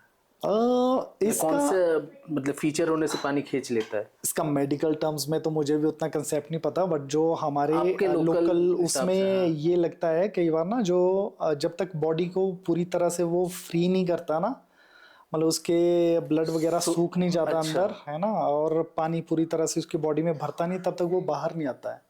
मतलब अगर कोई बंदा गिरता है उसको ज्यादा छटपटाना नहीं चाहिए, ऐसे नॉर्मल में समझने की नहीं, बात। ऐसा नहीं है दो, क्योंकि हमारी जो रिवर है ना, ये ऐसा स्टेबल वाटर तो है नहीं, नहीं है है, ना, कई जगह flowing पे तो water बहुत है। ज्यादा करंट है। तो बट ये करंट वाले पानी में भी जो खासकर पत्थर के आसपास, कई जगह तो ये होता है कि पत्थरों के बीच में नीचे भी स्टोन्स होते हैं, उनके बीच में कहीं हाथ पैर फंस गया उनका, तो अटक फिर के वो रह फंसे गए। रहते हैं, है ना। कुछ एक जगह पे होता है कि वो पानी उनको खींच के रखता है अंदर, जब तक उनकी बॉडी पूरी तरह से फ्री ना हो जाए पानी से, उनके दूसरे ब्लड वगैरह के वेसल्स, तब तक वो उसको फ्री नहीं करेगी। जब एक बार वो पूरी तरह से पानी उनकी पूरी बॉडी में घुस जाएगा, उसके बाद वो फ्री होगा, और उनका वेट डबल से ट्रिपल हो जाता है बॉडी का, बहुत ज्यादा हैवी हो जाती है। अगर 100 किलो का अगर कोई पर्सन होगा तो 2.5-3 क्विंटल का हो जाता है, इतना ज्यादा हैवी पूरा हो पानी जाता है। पूरा का पूरा अंदर भर हाँ, जाता बहुत ज्यादा हैवी हो जाता है, फूल जाती है बॉडी। तो ये फिर लोकल्स का कॉल आया, उसके बाद हम लोग वहां पे गए, फिर हमने वहां से उनको निकाल के लाया। है। पहला जो वो स्ट्रेस में पूरा जो ऐसा कभी होता है कि आपको 50 मीटर्स में मिल गया और आपने पूरा 78 या 70 किलोमीटर सर्च किया, तो वो पूरा चार्जेस आगे वाला देता है कि वो बोलता है भाई 50 मीटर में तो था, ऐसा कभी होता है क्या? नहीं नहीं, हम लोगों का डे के हिसाब से दो दो कंडीशन होती है हमारी। एक होता है कि अगर कोई बॉडी विजिबल है ना, तो उसको अगर निकालना है तो उसको तो डेज के एक दिन के अंदर निकाल देते हैं, कुछ घंटों में भी निकाल दिख देते रहा हैं। है, तो राइट। वो डेज का जो चार्जेस होता है गाड़ी के आने जाने का, वो ही लेते हैं, ज्यादा नहीं लेते। लेकिन कुछ एक केस में होता है कि पर्सन मिसिंग है ना, और जैसे ये केस मिसिंग में को था। सर्च करना नहीं, ये तो चलो ये कैजुअलिटी थी। कैजुअलिटी क्या, एक बॉडी बॉडी होगी ना, जब पता है कि बंदा नदी में गिर गया है और वो मर गया है, ठीक है, तो उस केस में उसकी बॉडी को सर्च करना वो एक्चुअली ज्यादा डिफिकल्ट होता है कंपेरिजन टू जिंदा आदमी को ढूंढने के, है ना। तो इस केस में हम पर डे वैसे चार्ज करते हैं, जो ये हो, तो उसमें पर डे का चार्ज उस टाइम पे मतलब नॉर्मल चार्ज होते हैं हमारे, है ना, पर डे के हिसाब से। और जो एक्स्ट्रा खर्चा पानी होता है वही, ज्यादा नहीं और मेजर। मिसिंग केस में क्या होता है? मिसिंग केस में ये होता है कि मिसिंग केस में हमें उनको ढूंढना पड़ता है ना, कि कौन सी जगह पे जाना है, कौन सी जगह पे पर्सन हो सकता है, कहाँ गुम हुआ है, कितने दिन लग सकते हैं, और दूसरा अगर माउंटेन में गुम हुआ है तो राशन पानी वो चीजें भी देखना पड़ता है, हर एक चीज बैकअप लेके जाना पड़ता है। मिसिंग तो केसेस आपने हैंडल किया है? बहुत से बहुत से बहुत से। आई थिंक एक 2010 में अमेरिकन इजरायली आमिर खाई करके एक पर्सन था, इजराइल अमेरिकन, दो कंट्री की मतलब दो सिटीजन था? सिटीजनशिप, डुअल सिटीजन था। हाँ डुअल सिटीजनशिप थी। तो अच्छा खासा पैसा था उसके पास, और रॉयल फैमिली से था।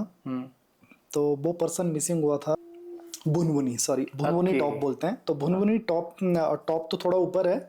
तो भुनभुनी जो जगह पे कैंप लगता है, वहां से वो टेंट लगाया उसने, नाइट स्पेंड की, उसके बाद वो गुम हो गया, उसका एक बाल तक नहीं मिला, ठीक है। और वो उसका सर्च ऑपरेशन चला अराउंड 8 से 9 महीने कंटिन्यू सर्च किया हमने, मतलब उसका रेस्क्यू इतना बड़े लेवल पे था, 100 लोग हम लेके जाते थे, पूरे जंगलों में ढूंढते थे, पहाड़ों में ढूंढते थे, नदी में ढूंढा, ग्लेशियर में ढूंढा, है ना, कोई भी ऐसी जगह नहीं थी हमने जो छोड़ी हो। जो जंगल में 2 बॉडी मिली हमें, एक भालू ने खाई थी हाफ, एक वो मिली, वो शायद किसी नेपाली की बॉडी थी, और एक ये जो हाँ, भेड़ बकरी वाले होते हैं, भैंस वाले हैं मुस्लिम, जो उन्होंने दबाया था किसी को, उनका कोई मर गया होगा तो उन्होंने वहीं जंगल में ही दबाया था, तो हमें लगा कि शायद किसी ने दबा दिया, तो हमने दबाए हुए लोगों को भी खोल दिया उसके चक्कर में। गुज्जर बिल्कुल, गुजर बोलते हैं, राइट।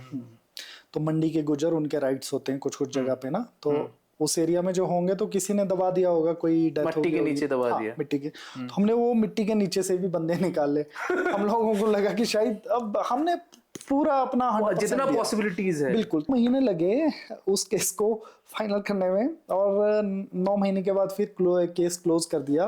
तो फिर वो स्टोरी क्लोज हो गई। 9 महीना, और उसके लिए हमें इजराइल प्राइम मिनिस्टर अवार्ड भी मिला था। तो ये कौन से फर्स्ट टाइम साल था का है? ये 2010 का है। तो उस वक्त मैं 23 या 24 साल बेंजामिन का था नेतन्याहू तब उस सब शायद से इजराइल के प्राइम मिनिस्टर थे मोस्ट वेल। शायद, हाँ।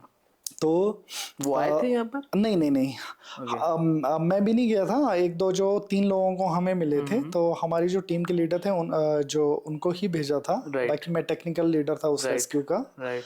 तो ऑपरेशन हैंडल मैं करता था, और एक मैनेजमेंट को संभालते थे, एक ओवरऑल डायरेक्ट करते थे। डिफरेंट डिपार्टमेंट्स था। हाँ, तो उस रेस्क्यू को जब हमने किया था तो मतलब काफी चीजें सीखने को मिली थी। वो होता है ना, नए नए में आपको जोश बहुत होता है, तो वो सारा यूटिलाइज किया था। मेन की लर्निंग्स क्या रहा वो, अगर मैं 5 मेन की लर्निंग्स सबसे बड़ी चीज सीखी थी वहां पे कि पेशेंस बहुत ज्यादा चाहिए आपको। पेशेंस इतना होता है ना, आपके हर दिन सुबह उठ के यही दिमाग में होता है कि आज मिल जाएगा, आज अपना 100% देना है, आज मिलेगा, आज ढूंढ ही लेंगे।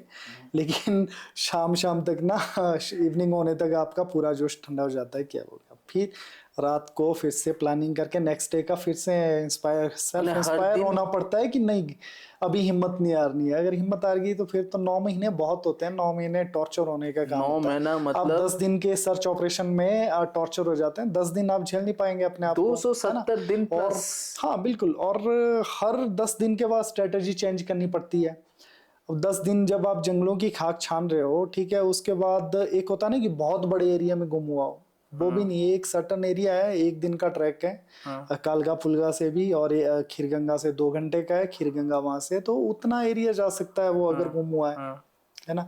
फिर हमने भुनभुनी टॉप आता है, टॉप से आगे की तरफ ग्लेशियर्स है, बहुत बड़ा ग्लेशियर है। Okay. तो फिर हमने प्लान किया कि हो सकता है वो टॉप पे गया हो, वहां से उधर को फॉल हुआ हो उसका। तो फिर हम वहां से उतरे। फिर दूसरा प्लान में हमने ग्लेशियर रेस्क्यू किया। ग्लेशियर में क्रेवास के अंदर घुस के जितने भी क्रैक्स थे, सब क्रैक के अंदर घुस के हमने क्रैक्स मतलब 2 पहाड़ों का दरार नहीं, ग्लेशियर में जो क्रैक्स होते हैं, अच्छा, तो वो कई हजारों फीट के भी होते हैं, कई ग्लेशियर भी होते हैं। 2 ग्लेशियर के बीच में जो बिल्कुल ढलान से अंदर घुस जा रहा है। हाँ, मेल्टिंग प्रोसेस के कारण जो क्रैक पड़ते हैं, है ना, टूट जाता है ओवरवेट से, तो उसके बीच में जो गैप बनता है उसको क्रैक बोलते हैं, है ना, ग्लेशियर। बहुत अंदर तक हाँ, तो वो कई तरह के होते हैं। नीचे अंदर खोखले होते हैं, कईयों में पानी होता है, कुछ ड्राई होते हैं, है ना, कुछ हिडन होते हैं, कुछ ऊपर से कवर्ड भी होते हैं। तो समर का ये आई थिंक जो जून जुलाई से लेकर स्टार्ट किया था, या हाँ जून से लेके स्टार्ट किया था हमने। तो वो समर में तो ओपन ही थे मोस्टली उस एरिया में। तो वहाँ पे हमने क्रेवासीज भी सर्च किए। आई थिंक 7-8 दिन हमने क्रेवास सर्च किए उस एरिया के सारे, तो उसमें भी नहीं मिला। फिर हमने रिवर में सर्च किया, वहाँ भी नहीं मिला। पूरे गांव वालों को लेके जाते थे, जितने भी लोग आ सकते थे दिल्ली के, तो उन सब को लेके जाते थे पूरी तरह से, मतलब हर तरह से। इवन हेली वाली टीम अलग से जाती थी आगे पीछे देखने के लिए किस एरिया में हो सकते हैं, जो प्रोबेबिलिटी देखते जो थे कि दिमाग में हाँ, पॉसिबिलिटीज आ रहा सबको नर्चर कर। क्योंकि एम्बेसी पैसा दे रही थी, ठीक है, पैसे की कमी नहीं थी उस रेस्क्यू में, क्योंकि वो भी रॉयल फैमिली का था, उसका इंश्योरेंस बहुत ज्यादा था। तो वो इंश्योरेंस क्लेम के चक्कर में गवर्नमेंट भी अपना पूरा एफर्ट, खैर इंडिया के अलावा आई थिंक हर देश की कंट्री अपने सिविलाइजेशन पे बहुत पैसा खर्चती है ना। इंडिया भी करती है, फॉरेन वो जब इंडिया मतलब बंदा बाहर में जाके जब गुम हो जाता है तब करते हैं, मैं देखा हूँ ये बिल्कुल। ये चीजें अगेन वो भी मैटर करता है कि वो पर्सन कितना इम्पोर्टेंट है। बिल्कुल, हम बिल्कुल राइट, कितना इम्पोर्टेंट है, हाँ, ये फैक्टर हो जाता है। तो फिर उसको जब हमने सर्च किया, नहीं मिला, तो आफ्टर 9 मंथ ये रिपोर्ट उसकी क्लोज कर दी। फिर उसको डेथ का वो कर दिया उन्होंने, गवर्नमेंट ने हिसाब से डिक्लेयर करके वो डॉक्यूमेंट ऑफिशियली बना दिए। ये स्टार्टिंग के एक्सपीरियंस थे, उन चीज़ों से हमने बहुत लर्निंग मिली। फिर ऐसे बहुत से केस ही बोल सकते हैं जो सर्च ऑपरेशन किए, तो अभी भी करते आ रहे हैं। बहुत से ऐसे हैं जो मतलब पूरे हुए, कुछ एक ऐसे भी हैं जो नहीं हुए, नहीं मिलते हैं लोग, है ना। जरूरी नहीं है कि हर गुम होने वाला मिले आपको, निराश हो जाते हैं पूरा team as a team? Obviously अगर आप इतनी एफर्ट करने के बाद भी ना मिले तो मुश्किल है।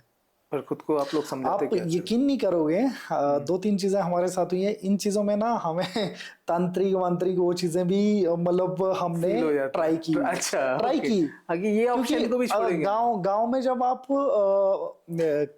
कसोल में ही हुआ है ये, कसोल कसोल के पास में एक गांव का एक लड़का था, वो ड्रिंक करके था। तो वो ब्रिज के ऊपर रात के टाइम पे ब्रिज को हिला रहा था। बेसिकली वो दो तीन फ्रेंड थे, तो नशा किया लोकल जो हुआ, ब्रिज I होता है guess। ना वो झूलते रहते हैं। हाँ, ड्रिंक करके ही थे। तो वो एक्चुअली थोड़ा निडर था, तो वो अपने उसके दोस्त थोड़े डरने वाले थे। तो उसने सोचा होगा कि मैं झूला हिलाऊंगा उछल के तो मेरे दोस्त वो डरेंगे, तो वो इतना हिलाया उसने कि वो उछल के खुद ही सीधा गिर नदी गया। में गिर गया। हाँ, और बहुत साल पहले उसकी मदर भी उसी ब्रिज से गिरे गिरी थे। हैं, गिरे हैं या सुसाइड हुआ था, जो भी है। तो उनकी बॉडी आज तक मिली नहीं थी, ऐसा ओके, बताया गांव वालों ने। ओके। तो वो पर्सन भी, और उस लड़के का, लड़का ही था, यंग लड़का, आई थिंक 22-23 साल का होगा। तो उसको हमने आई थिंक 4-5 दिन 6 दिन ढूंढा हम लोगों ने, फिर गांव वालों ने भी ढूंढा, मिला नहीं वो। और वो मिला आई थिंक 4 महीने के बाद मिला। वो अपने आप ही निकल गया था फिर बाहर, पानी नहीं छोड़ पानी रहे थे इतना? उसको। हाँ, विंटर के टाइम पे हुआ था ये। तो उसका जब हम सर्च ऑपरेशन कर रहे थे उस टाइम पे, फिर वही है ना कि गांव में फिर कई लोगों की आस्था भी जुड़ी होती है, तो वो लोग तांत्रिक वांत्रिक के पास गए। तो तांत्रिक, अब इस केस में ना बड़ी उलझन वाला काम हो रहा था। अब हमें काम करने, अपने तरीके से काम करने की आदत है। तो गांव वाले बोलते कि इधर देखो, उधर बोला है, इधर बोला है। तो क्योंकि तांत्रिक ने बोला है। हाँ, वो कोई उनमें बंदा होगा जो कोऑर्डिनेशन कर रहा होगा उधर, वो बोल रहा है कि With the Almighty अब के हम साथ। एक क्या 1.5 दिन हमने उनके चक्कर में अपना वेस्ट किया। जिधर बोला, फिर दूसरे दिन पता चला, फिर मैंने उनको बोला हम आपके हिसाब से काम नहीं करेंगे, ठीक है, या तो आप पहले अपने गांव वालों को बोल दो कि आप काम करें, अगर नहीं होता है, मिलता है, तो उसके बाद फिर हम आ जाएंगे, या ये तो फिर केस आप कौन दिया हमें था? टाइम दे दो। उनके फैमिली वालों ने ना एडमिनिस्ट्रेशन ने? नहीं, एडमिनिस्ट्रेशन ने नहीं दिया था। एडमिनिस्ट्रेशन को तो हम लोग भी फोन करके बता देते कि हम ये काम कर रहे हैं, मतलब कि अगर okay, इफ alert कर केस देते हमें कोई हेल्प चाहिए होती है इन बिटवीन, तो हम बोल देते हैं उनको, है ना। तो वो हमारे फ्रेंड ही थे, मतलब उसी गांव से, तो उनके लिंक में ही थे वो सारे, तो इसलिए हम लोग, वो फ्री ऑफ कॉस्ट ही थी वो चीजें, ऐसे पेड नहीं थी। तो फिर जब हम लोग उनको सर्च कर रहे थे, फिर सेकंड डे में ये चीजें फिर से होने लगी, तो फिर मैंने उनको क्लियरली बोल दिया, या तो फिर आप उसको बताओ। तो उसने एक पेपर के ऊपर ड्रॉ करके दिया हुआ 3 पत्थर के वो निशान, तो 3 पत्थर जहाँ पे होंगे तो उधर होगा वो अब पर्सन। खोजो 3 पत्थर। मैं कहा यार, हर 10 फुट पे 3 पत्थर हैं भाई, पूरी नदी ढूंढने बैठो तो कहाँ पहुंचोगे आप। करेक्ट। मैं कहा ऐसा करो, वो तांत्रिक को बोलो इधर आए, जहां बोलेगा, जिस जगह बोलेगा वहीं हम खोजेंगे। घुसेंगे। करेक्ट, अगर बानी मिलेगा तो उसको घुसा देंगे। करेक्ट। उसके बाद वो Agree बंदे with ने you। फोन रखा, वो हो गया फिर उनका गुल। तो फिर उसके बाद फिर हमने सर्च करना स्टार्ट किया। तो फिर हमने किया ट्राई, ये काफी आगे तक, कम से कम 10-12 किलोमीटर का रेडियस हमने किया। विंटर में ऐसे भी उतना ज्यादा जाती नहीं है बॉडी 2-3 किलोमीटर से आगे, क्योंकि पानी का पानी फ्लो कम होता है, और right। पत्थर बहुत ज्यादा उस रिवर में, तो फंस जाते हैं कहीं ना कहीं। Correct, correct. तो वो उसने कहीं पे अंदर, नदी ने खींच के रखा उसको, या वो फंस गया अंदर कहीं पे। तो 4 महीने के बाद अपने आप उसकी बॉडी बाहर आ गई थी। 4 महीने के बाद वो रेत खोलने वालों ने, या सुबह के टाइम पे किसी ने देख लिया था उसको। 4 महीना बाद बॉडी में कुछ बचता है क्या? हाँ, बचता है। विंटर में बॉडी अगर मछलियां ना खाएं तो पूरी सेफ रहती है पानी में, क्योंकि पानी का टेम्परेचर बहुत ठंडा होता है। बिल्कुल। और अगर मछली खा जाती है, ऐसे भी बॉडी मिला जिसको पहचान नहीं पा रहे? हाँ, ऐसी बहुत सी है। एक बार हमने ऐसी बॉडी मिली थी जिसको तो मछलियां, मतलब कान मुंह से हर जगह से, जहाँ से उठाओ वहां से ही मछलियां बाहर निकल रही थी। हाँ। वैसे भी होता है। और एक फॉरेनर था, उसकी बॉडी जंगल से लाई थी, तो उसको समर में हुआ था वो तो 4 दिन के अंदर इतना सड़ गया था, जहाँ पकड़ रहे थे वहीं से वो उसकी निकल बॉडी के आ का जा रहा है। पीस निकल रहे थे, मतलब मांस निकल रहा था पूरा। गल गया था पूरा? हाँ, गल गया था सड़ मतलब वो के क्या, समर के टाइम पे। वो फॉरेस्ट उसका में लापता हो गया था क्या? वो गया था रशोल करके, एक कसोल से ऊपर एक पहाड़ है, वहाँ पे एक गांव है। तो 1 डे का हाइकिंग है, मतलब गांव है ऊपर प्रॉपर। तो कसोल गया हुआ था, कसोल से रशोल ट्रैक करने गया था अकेले। तो जाते हैं, खुला रास्ता है, तो ऊपर थोड़ा ये क्लिफ टाइप का है, उस एरिया से रास्ता है, तो वहां से उसका फॉल हुआ होगा। अब रीजन पता नहीं, किसी को पता नहीं था, अकेले ही गया था। तो वो गुम हो गया था। तो उसका जिस एजेंसी के साथ में काम करता था तो उनको वो आया था, तो हम लोग गए थे उसको सर्च करने। आई थिंक सेकंड या थर्ड डे में हमने उसको सर्च किया था।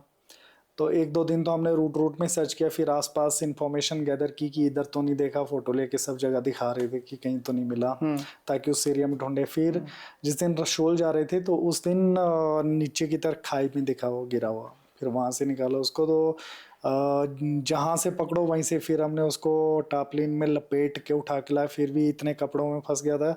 कपड़ों को आई थिंक मैंने एक जैकेट थी 8 से 10 बार धोया होगा, उसकी स्मेल ना जाए, फिर वो मैंने दे दी औरों को जैकेट। ऑब्वियस सी बात है, मैं समझ है ना, सकता हूँ। क्योंकि वो इतनी ज्यादा स्मेल कर रही थी तो छोड़ दिया। आपने कभी तो ऐसा डेथ को होता है। देखा सामने ये सब रेस्क्यू करते करते? डेथ को तो नहीं देखा है, एक लेडी थी जो बच गई थी, मतलब बचा लिया हमने उसको। तो बेसिकली हमने उसको मरा हुआ ही माना था, जो हमें इंफॉर्मेशन आई थी कि वो गिर गई है पहाड़ से। तो वो ऊपर से गिरी और नीचे ना एक बड़े से झाड़ टाइप का पेड़ था, तो वो उसमें लटकी हुई थी और स्क्रैचेस लगे थे उसके, बहुत ज्यादा इंजर्ड थी, है ना। और अब उस जगह से जो गिरता है ना वो बचता नहीं है। तो ये कौन सा एरिया का मैटर है? ये भी पार्वती वैली का है, खीरगंगा से अंदर का रूट है ये।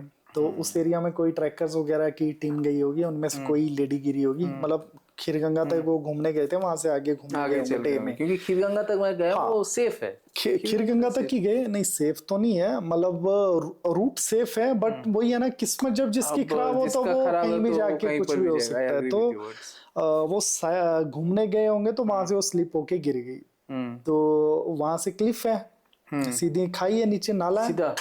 हाँ, ओके। नीचे जाने को जगह है नहीं। ओके। तो वहां से जो गया तो उसको बचा भी नहीं पाएंगे, क्योंकि वहां तो पहले बिना इक्विपमेंट के पहुंचेंगे नहीं आप। उसके बाद पता नहीं है वहां की कंडीशन। तो फिर वहां से एफआईआर होती है, एफआईआर के बाद एडमिनिस्ट्रेशन तक बात जाती है। फिर उसमें वो आपस में डिस्कस करते हैं, फिर एम्बेसी से बात होगी, एम्बेसी बोलेगी, हायर करेगी, है ना। फिर उनके साथ ये कौन सा सारी कंट्री का चीजें। था?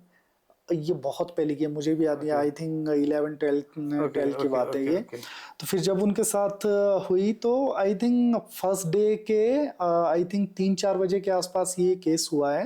और नेक्स्ट डे मॉर्निंग में, मतलब रात को हमारे पास फाइनल हो गया था कि हमें जाना है। मॉर्निंग तक हम तो रात को ही निकले थे सामान लेके, बट हमने वहां से मतलब लास्ट पॉइंट से बरशेनी से मॉर्निंग में स्टार्ट किया था सर्च।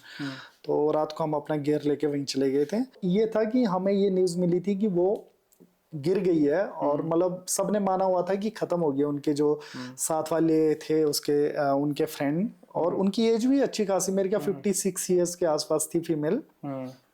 तो यही मान के चले थे कि उनकी डेथ हुई है, ठीक है। मिलने का हाँ, चांसेस चांसेस नहीं है, मतलब बॉडी हमने निकालनी है। तो हम भी फिर अब किसी को जिंदा बचाना है तब आप एक एक सेकंड का टाइम फॉलो करते हैं, Right. फिर भागते हैं। Correct. जब पता है कि डेथ हो चुकी है, उसमें खुद थोड़ी मरना है, तो आराम से जाते हैं, रिलैक्स होके उतना ही रिस्क लेते हैं जहां तक आपको लेना चाहिए, कैलकुलेटेड रिस्क होता है।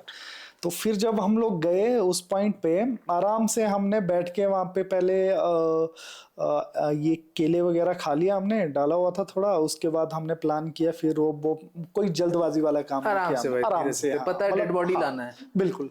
तो फिर उसके बाद हमने आई थिंक सुबह 6 बजे निकले थे हम, 11 बजे के आसपास हमने रोप डाली, फिर नीचे गया, फिर देखा तो बॉडी ऊपर ही, मतलब हवा बीच में ही फंसी हुई थी, झाड़ वगैरह थे निकले हुए झाड़ ना, के बीच तो में फंस उसमें गए। फंसी हुई ओके, थी। मतलब मैं अगर समझने के लिए, जैसे क्लिफ है पूरा, क्लिफ है, क्लिफ में बड़ा पेड़ भी है, हाँ, पेड़ वो निकले होते हैं ना, झाड़ साइड बहुत साइड से, बड़े जो बड़े होते हैं। मूवीज में मैं बीच-बीच देखा हूँ, जब बीच में बंदा फंस ऐसा गया। सिंगल पार्ट नहीं है, एक कई जगह पे ना ऐसी रिज सी आती है। मान लो ये है, अच्छा, ये हाँ, वॉल है, हाँ, ये स्टेप आ गया, हाँ, स्टेप के बाद आगे से नीचे को, ये तो छोटा स्टेप है। अब पहाड़ों में तो क्लिप में तो 15-15 फीट के वो होंगे, राइट राइट है ना। राइट। कई जगह पे वो जो जगह होती है उसमें वेजिटेशन होती है, अच्छा, जो कई जगह पेड़ भी लगे होते हैं। तो ओके ओके वैसा पेड़ थे और झाड़ थे, उनमें फंसी हुई थी वो ओके। लेडी। तो जैसे हम लोग गए उस लेवल पे, हमने रोप लगाई, फिर वॉकी टॉकी से कम्युनिकेशन हो रहा था, ऊपर से तो विजिबल था नहीं। फिर वहां से नीचे उतरा, अच्छा खासा स्टेप था उसके साथ में। फिर वहां से जब उसको देखा तो वो अनकॉन्शियस थी। तो ट्रॉमा भी रहेगा, झूला हुआ है वो तो उसमें। तो मतलब उसकी हालत मरने जितनी ही थी, है ना। मतलब ये क्या बोलूं आपको, मतलब बहुत बुरी हालत थी उसकी। उसको कुछ होश आवास उसको कुछ नहीं थे, अच्छी खासी, मतलब ठीक जोर से बजी होगी वो पेड़ से ना, तो अच्छा, प्रॉपर माइंड उसका था नहीं उस वक्त, तो पूरा फिर जोन आउट थी। बिल्कुल। तो उसको हमने क्या मतलब पहले नीचे गया, फिर बड़ी मुश्किल से रोप को सेट किया, फिर वहां पे साइड में थोड़ा सा स्टेप बना हुआ था, वहां पे हम लोग उतरे, वहां पे हमने एंकर बनाया, रोप भी वहीं पे बांध दी ऊपर वाली भी, ताकि वो हवा में इधर उधर जाके दूर चली गई तो फिर खुद का निकलना मुश्किल होना था, फिर वो एंकर में फिक्स करके रख दी। फिर उसके बाद हमने ऊपर से दूसरा बंदा बुलाया, वो भी आया, फिर 2 बंदे हम लोग नीचे हो गए, बाकी टीम ऊपर ही थी। फिर हमने रस्सी मंगाई ऊपर से बैकअप में जो वो लेके आया था, फिर उस लेडी के पास गए, वहां से एंकर करके एक को दिया, शिफ्ट मैं किया। इस टाइप के रस्सी यूज होता है? हाँ बिल्कुल, ये ओके सारी ओके ये क्लाइंबिंग रोप है, ओके अलग अलग तरह की 2-3 तरह की रोप यूज करते हैं हम लोग। लेडी को हमने टाई करके अपनी तरफ लेके आए, हाँ। तो आई थिंक आधा घंटा लग गया इस प्रोसेस में। तो मतलब जो उस कंडीशन में काम करना होता है ना, वो बहुत डिफिकल्ट होता है। फिर जब उसको लाया ना, तो फिर पता चला कि वो जिंदा थी, है ना, उसकी सांसें चल जब रही आपको थी। दिख रहा है आपको, तब भी आप लोग को लगा कि दिख रहा डेथ ही था, है, हमने बॉडी है हाँ, भाई। जब उसको टच किया तो उसकी बॉडी गर्म थी, एक्चुअली बॉडी जो है ना ठंडी होती है, डेड बॉडी अगर हो। डेड बॉडी ठंडी होती है। ओके तो जब उसको पकड़ा तो गर्म थी, फिर देखा उसकी सांसें भी चल रही है। ओके। ठीक है, फिर तो हम लोग भी, फिर तो मतलब एकदम से दिमाग हिल गया हमारा कि हमने इतना बहुत टाइम वेस्ट कर दिया अपना, क्योंकि इंफॉर्मेशन ही वैसी आई थी। करेक्ट पहले ही बोला होता तो रात के रात ही आ जाते, है ना। करेक्ट अब उनको भी कैसे पता चलेगा, ऊपर से दिख ही नहीं रहा है कि वो कहाँ गिरी है, वो तो मतलब बॉटम तक नहीं गिरी, तब तो बचना नहीं कुछ भी। राइट। तो फिर उसके बाद हमने फिर जल्दी जल्दी उसको निकाला वहां से ऊपर, फिर उसके बाद उसको स्ट्रेचर पे डाल के फिर भागे सारे पुलिस वाले भी बेचारे। और हमारी टीम ज्यादा बड़ी भी नहीं थी उस टाइम, सब मिला के आई थिंक 8 या 9 लोग थे, पुलिस वाले 2 या 3 पुलिस वाले थे, बाकी हम लोग। फिर हमने भाग भाग के पहुंचाया। आई थिंक हमारे को कम से कम रात के 8-9 बज गए थे रोड हेड तक लाने में, वहां से सीधा उसको इमरजेंसी में ले गए। तो शुक्र है वो नेक्स्ट डे मतलब होश में आ गई थी वो लेडी, और बिल्कुल ठीक थी वो। आई थिंक वो झाड़ में ना वो हल्के फुल्के उसके लगे, खरोच जो होते हैं या खरोच थी, और पैर में आई थिंक उसके नीचे ट्विस्ट हुआ था अच्छा खासा, पैर काफी ज्यादा फूला हुआ था नीचे बॉटम से, या उस पे इम्पैक्ट पड़ा होगा, पैर लगा हुआ सबसे पहले ना, तो वो झाड़ में फंसने के कारण ना वो एकदम से ज्यादा डैमेज नहीं हुई, बाकी वो ठीक थी, स्क्रैचेस थे बहुत से। तो नेक्स्ट डे फिर जब होश में आई, फिर उसने हम सब पूरी टीम को बुलाया जिसने बचाया, मतलब बात की हमसे, और अच्छा खासा वो भी दिया उसने। इवन उसके बाद भी जब वापिस चले गए तो उसकी फैमिली ने भी मतलब रिवॉर्ड हिसाब से, गिफ्ट हिसाब से, हाँ। तो वो एक पूरा अलग संपत्ति ही दे दे, वो एक्सपीरियंस भी था, मतलब उसके लिए कि कम। हम लोग ये सोच के नहीं चले थे कि ऐसा होगा, और लकीली ऊपर देखो वाला बोलते ना, अगर वही है, बोलते ना ऊपर वाले बिल्कुल नहीं जिसको आया बचाना समय, होगा तो हाँ, हाँ बिल्कुल, एकदम। ये ऐसी चीजें होती हैं। रेस्क्यूज करते करते कभी आप लोग का लाइफ डेंजर में चल गया, ऐसे कभी हुआ है? ऐसा देखो, मोस्टली केसेस में तो हम लोग उतना ही रिस्क लेते हैं जितना हमें सेफ लगता है, या जितना लेना चाहिए, राइट। है ना, जितना अपना हमें पता है कि इतना ले सकते हैं। 2 बार ये चीजें हुई हैं हमारे साथ। एक बार हुआ ये 2019 में फ्लड आया था, अगर आपको याद होगा तो 2019 में ये मतलब जो ब्यास नदी ओवरफ्लो करके ओवरफ्लो करके और बहुत ज्यादा नुकसान हुआ था उस टाइम पे भी। ये एक्सपीरियंस भी काफी इंटरेस्टेड है उसमें हमने इतना कुछ सीखा।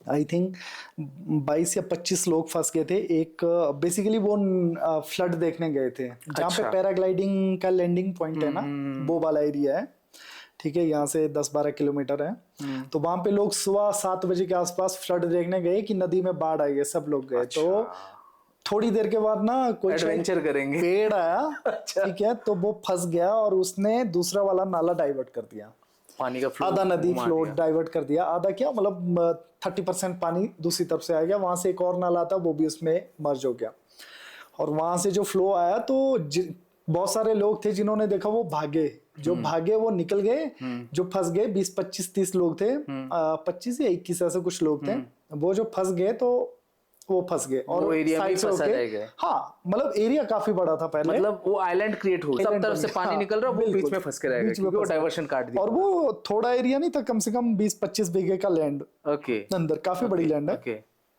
तो वहां से वो बन गया। फिर उसके बाद वो मिट्टी काटना स्टार्ट कर गया, पेड़ के पेड़ गिरते जा रहे हैं। तो 10 बजे के आसपास हमारी टीम का एक मेंबर, उसका फोन आया कि ऐसा ऐसा अभी के अभी जाना पड़ेगा, ऐसा हो गया है। तो उसको फोन आया उसके किसी फ्रेंड का, उसको पता कि हम लोग रेस्क्यू करते हैं, तो उस फ्रेंड के रिश्तेदार सारे फंसे हुए, 4-5 एक ही फैमिली के बंदे फंसे हुए, बाकी लोग। लोकल। हाँ, फिर पता चला, फिर हम, और उस दिन ऐसा हुआ कि ये पतलीकुल, हमारा नगर से पतलीकुल वाला ब्रिज वो भी बह गया आधा। अच्छा। ब्रिज तो नहीं टूटा, लेकिन ब्रिज के साथ वाला रोड बह गया। तो फिर हमने राजस्थान वाला पुराना वाला जो ब्रिज, नया उस वक्त था नहीं, पुराने वाले ब्रिज से होते हुए हम लोग गए वहां पे। तो जगह जगह पे काफी ज्यादा नुकसान था। तो जैसे ही हम लोग वहां पे पहुंचे, तो वहां पे जाके समझ में ना आए कि करें तो करें क्या। बहुत से और भी टीमें थी जो रस्सी कैरी करके कभी इधर जा रही है, कभी उधर जा रही है, सारे कंफ्यूज। अब हम भी वहां पहुंच तो गए, अब समझ में ना आए कि बचाना तो है, लेकिन करें क्या। बैड वेदर, बारिश कंटिन्यू हो रही है। अपने लोगों ने ज्यादा मतलब ज्यादा टेंशन हो जाता है कि अगर कोई जो फंसे हुए, जो अगर अपना, जैसे आपने बोला रिलेटिव वाले थे, आप ही लोग में से हाँ, किसी जो जिसके रिलेटिव है हो सकता है उनके, बट हमारे लिए तो सेम ही थे सभी एक बराबर। लेकिन ये है कि जब एक कोई जिंदा लोग होते हैं ना, उनको बचाने के लिए जो एफर्ट लगता है ना, वो एक मरे हुए के लिए नहीं लगता है। जब पता है कि बंदा जा चुका है, उसमें फिर आप उतना ही रिस्क लोगे और आराम से काम करोगे। अगर मान लो बारिश रुकने का वेट करोगे, आज नहीं निकालेंगे कल निकालेंगे, वो चीज पॉसिबिलिटी है ना, उतना रिस्क नहीं लेंगे ना, फ्लड जब तक रुकेगा नहीं। लेकिन अब जिंदा है, वो तो पता है कि वो बार बार मिट्टी काट के बहता जा रहा है उधर, उनकी सांसें वैसे ही, वो परे वाले वो ऊपर से उनके हाल खराब है ना। उनको तो लग रहा है कि अभी के कभी जाएंगे। तो उधर से भी फ्लड आ रहा है, मेन रिवर से, साइड वाली रिवर से, और पेड़ के एरिया छोटा हो रहा है। हाँ, पेड़ के पेड़ जा रहे हैं, मिट्टी बहती जा रही है, साइड साइड से निकलती जा रही है। तो अब हम लोग वही सोचे कि अब लगाएं रोप, तो लगाएं कहाँ, क्योंकि आपको सॉलिड लगाने के ऑप्शन है, क्योंकि उस तरफ भी लोग हैं। वो आपकी पूरी हेल्प करने को रेडी है कि आप रस्सी फेंको कैसे भी करके, रस्सी वहां पहुंचाओ, वो वहां पे बांध देंगे, मतलब एक बंदा जाने की देर है हमारी। ठीक है, वो पॉसिबिलिटी थी वहां पे। लेकिन दिक्कत ये थी कि उस पेड़ पे सोच रहे हैं एंकर बनाना, 15 मिनट के बाद वो पेड़ ही जा रहा है। मिट्टी इतनी कटती जा रही है, पीछे पीछे को होती जा रही है। आप किस पे रिलायबल करें, कितना भरोसा करें। फिर हमने वहां का प्लान जब हमने वहां देखा, वहां तो हालत खराब। अच्छा, मतलब जो एरिया कट का आइलैंड बना, उसमें भी पेड़ है। हाँ हाँ हाँ, बट हर एक एक कर समय के साथ साथ एक पेड़ बहते जा रहा है। अब पानी का फ्लो ना, बारिश कंटिन्यू चली है, फ्लड आ ही रहा है, और वो काट रही है, मिट्टी को काटती जा रही है, वो बहती जा रही है। फिर हम वहां से गए दूसरी साइड, कटराई से होके एक और रास्ता है अपोजिट डायरेक्शन से, तो उस साइड को गए, है ना। तो वो उसका आई थिंक वेस्ट हो गया, वेस्ट, हाँ बेस्ट हो गया उसका, है ना, बेस्ट की तरफ को चले गए, है ना। तो वहां से रास्ता, मतलब गैप कम था उतना ज्यादा, क्योंकि वहां से प्रॉपर पहले पुराना नाला है, ये डोबी वाला जो नाला आता है वही नाला आता है, तो उसने ऑलरेडी अपनी जगह बनाई हुई है। उसके अलावा ज्यादा पानी था नहीं उसमें, मतलब फ्लड का पानी था अच्छा खासा, बुरी तरह से चला हुआ, लेकिन वो फैल नहीं रहा था बहुत ज्यादा, क्योंकि डेप्थ ज्यादा थी, तो उसी एरिया में जा रहा था। तो वहां पे हमारे को चांस मिला रोप लगाने का, तो वो नजदीक भी था। फिर रोप फेंकनी मुश्किल, पानी से भीगने के बाद रोप हैवी हो गई थी। तो फिर हमने ये मछली पकड़ने का वो होता है ना, जो कांटा वाला, तो वो जुगाड़ किया वहां पे। वो हल्का होता है, उससे भेज दो, के फेंका उधर, उसने पकड़ा। फिर उसके बाद उसमें रोप उसको बांध दिया, उसमें मोटा थ्रेड बांधा पहले, वो थ्रेड ऊपर से हाइट में जाके खींचा।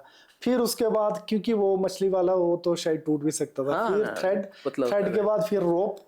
अच्छा, ठीक है, पैराशूट वाला, आप पहले पैराशूट वाला थ्रेड ना बहुत स्ट्रॉन्ग होता है, 100-150 किलो उठाता है वो, जो पतला वाला पैराशूट वाला थ्रेड होता है, राइट। उसको भेजा पहले, वो लाइट वेट था, वो क्रॉस किया। फिर उसके बाद उसमें रोप डाली, फिर रोप क्रॉस कर दी, फिर उसको उधर से बंधवाया।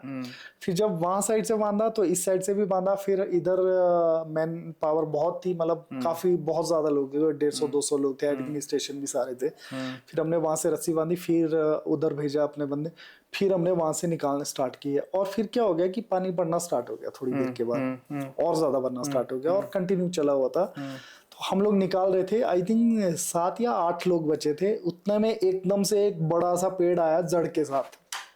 हाँ, तो जो पर्सन, मतलब हमारा हर बंदे के साथ जो है ना, 1 या 2 बंदे आ रहे थे, उनको लेके आ रहे थे। हम कंटिन्यू बैक टू बैक कर रहे थे, हमने 2 रोप लगा दी थी ताकि टाइम वेस्ट ना हो, राइट। और इतने लोगों को निकालने में हमारा रात के 10 बज गए थे। तो शाम के टाइम की बात है, सुबह मॉर्निंग 10 o'clock से स्टार्ट किया था। ओके। मेरे ख्याल 12-1 तो हमें सिर्फ ये जज करने में ही लग गए थे कि यहाँ से रस्सी डालें या वहां से जाएं। फिर 1 बजे के आसपास हमने सेट किया था अपना एंकर। तो उसके बाद वो सब करते करते क्योंकि कई तरह के लोग थे ना, कई समझ नहीं पा रहे, कई डर रहे, उनको समझाते समझाते वो टाइम सारा जा रहा और काम करते हुए ना पता ही नहीं चलता कितना बच जाता है। इतने लोगों को निकालना इजी नहीं था। तो फिर जब वो पेड़ आया ना तो एकदम से मतलब हमने सोचा कि अब बंदा गया। ओके। एक बंदा था आ रहा, हमारी टीम का बंदा, मतलब कि वो जैसे एक तरफ खाली किया उनको तो वो वापस रिटर्न जा रहा था, दूसरी तरफ 6-7 लोग बचे हुए थे उनको लाने के लिए। जैसे ही जा रहा था इन बिटवीन आ गया, तो फिर उसने स्पीड तो मारी, उसको बोल तो दिया हमने भागने को, तो उसने बट वो पेड़ इतनी स्पीड में आया ना, वो उछलते उछलते आ रहा था। एक्चुअली जो जड़ वाला एरिया था ना, जड़ें जिस तरफ थी वो बहुत चौड़ी थी उसकी, तो वो उछलते हुए जो था वो बहुत बड़ा था। कभी ऊपर जा रहा था पानी में लहरों के साथ ऊपर उछलते नीचे, तो उसमें डर लगा। फिर हम लोगों ने क्या किया, रोप का एंकर बहुत पीछे था, फिर हम जितना ऊंचा जा सकते थे ना सारे लोगों ने रोप उठा ली। अच्छा, वो पूरा हाथ से उठाया ताकि हाइट मिले उसको। उधर वालों ने उधर से, इधर वालों ने उधर से, और वो मतलब कॉर्नर तक वो पहुंच गया था, बट तब तक वो पेड़ चला गया। बट ये है कि तब तक रोप इतनी ऊपर थी कि उसकी हल्की फुल्की जड़ें उससे टच होके चली गई, पर वो टूटा नहीं। बट ये है कि उस दिन अगर हमारा दिमाग ना चलता, रस्सी ऊपर नहीं करते, वो फंस जाता तो वो बंदा जाता, वो तोड़ के पूरा लेके जाता। बिल्कुल। तो ये उस दिन हुआ था, और रात के मेरे ख्याल 9-10 बज गए थे, हमें सब लोगों को निकालते हैं। हेली का बहुत ट्राई किया था ये एडमिनिस्ट्रेशन ने, लेकिन बैड वेदर इतना था, कंटिन्यू बारिश हो रही थी, बेस से लेके नहीं आ पाएगा, तो वो आ नहीं पाया, पॉसिबल ही नहीं था आई गेस। और इवन लास्ट में हमने रोप भी वहां पे छोड़ दी अपनी, और नेक्स्ट डे रोप लेने गए तो रोप ही नहीं थी। रोप क्या लोगों ने काट दी हो, मतलब लोगों को इतना समझ ही नहीं आता कि इतने लोगों ने इनकी जान बचाई है, और ये रोप मतलब कि हमारे लिए बहुत महंगी चीज है। हाँ, है ना, और लोगों को पता नहीं गाय भैंस मारने को लेके क्या उसको दरार से काट के पीस करके उसको लेके गए। ये है समझ, टुकड़े क्या। ये एक रोप का दाम कितना होता होगा? ये आज की डेट में 17 से 18,000 इंडियन कॉस्ट है। आफ्टर जीएसटी ये 22 से 23,000 रुपए पहुंच रही है 50 मीटर की स्टैंडर्ड रोप क्लाइंबिंग की। इसमें भी फिर ये है इम्पोर्टेड, अगर इंडियन होगी तो वो तो बहुत सस्ती है, वो आई थिंक 7 to 10,000। थोड़ा सा इक्विपमेंट्स के बारे में बताएंगे यहाँ पर जो भी है? अच्छा, ओके। ये बेसिकली हम लोग जो रेस्क्यू में यूज करते हैं, माउंटेन क्लाइंबिंग में यूज करते हैं, ज्यादातर हम लोग वही इक्विपमेंट यूज करते हैं। इसके अलावा रेस्क्यू में तो बहुत से ये डिवाइसेस यूज होते हैं, इक्विपमेंट भी यूज होते हैं। ये बेसिक सा है, ये सीट हार्नेस है, डिफरेंट टाइप के अलग अलग, है ना।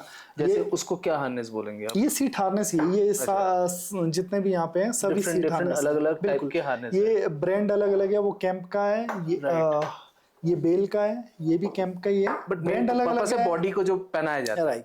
राइट। ये सीट हार्नेस ये सिर्फ कमर पे बनता है। ओके। एक होता है चेस्ट कम सीट हार्नेस, वो शोल्डर चेस्ट और कमर में भी आता है, बिल्कुल। वो डबल वेट डिवाइड करता है, वो एक्चुअली रेस्क्यू में वो भी यूज होता है, है ना। ये आपका डिसेंडर है, फिगर ऑफ 8, ये फ्रिक्शन कंट्रोल करने के लिए, स्पीड कंट्रोल करने के लिए। जैसे जब माउंटेन से हम लोग वर्टिकल फेस या ओवरहैंग से डिसेंड करते हैं या किसी चीज को उतारते हैं, तो उसकी स्पीड बहुत ज्यादा होती है। उसके वेट को कंट्रोल करने के लिए फ्रिक्शन करते हैं। राइट। ये मतलब दो तरफ से इसमें रोप पास होती है, पास होगा। राइट। तो उसमें उस रोप के थ्रू जब हम लोग किसी को पास करते हैं तो एक आप कंट्रोल होके जाएगा। तो 50 किलो का आदमी 200 किलो के बंदे को आराम से संभाल लेगा। ओके। तो उस चीज को वो कंट्रोल करेगा कि आप बहुत ज्यादा स्पीड में ना जाए।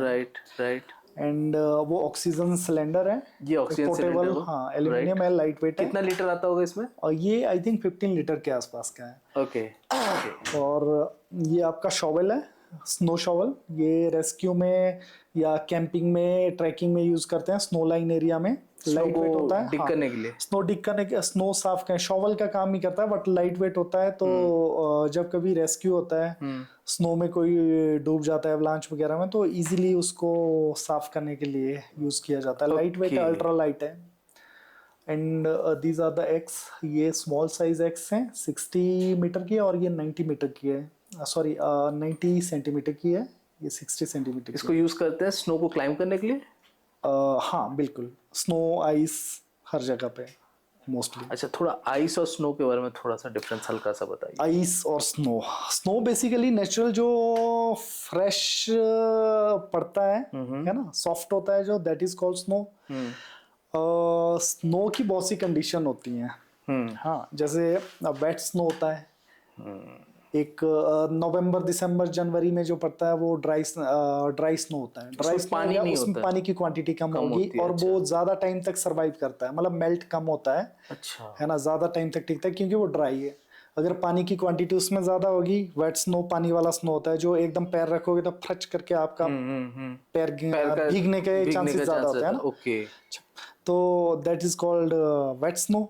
और एक होता है powder snow. Powder snow basically summer में जो कई बार सुनते हैं ना हम लोग कि पहाड़ों में वहां पे बर्फ पड़ गया या सामने वाले पहाड़ पे बर्फ दिखा, तो बेसिकली मोस्टली टर्म्स में नेचुरल स्नो नहीं होता। हाई पासिस में जो स्नो होता है तो वो विंड कंडीशन से एक पहाड़ से उड़ के जो उसके पतले पतले क्रिस्टल जो होते हैं वो उड़ के दूसरे पहाड़ पे गिरते हैं, that is called powder snow.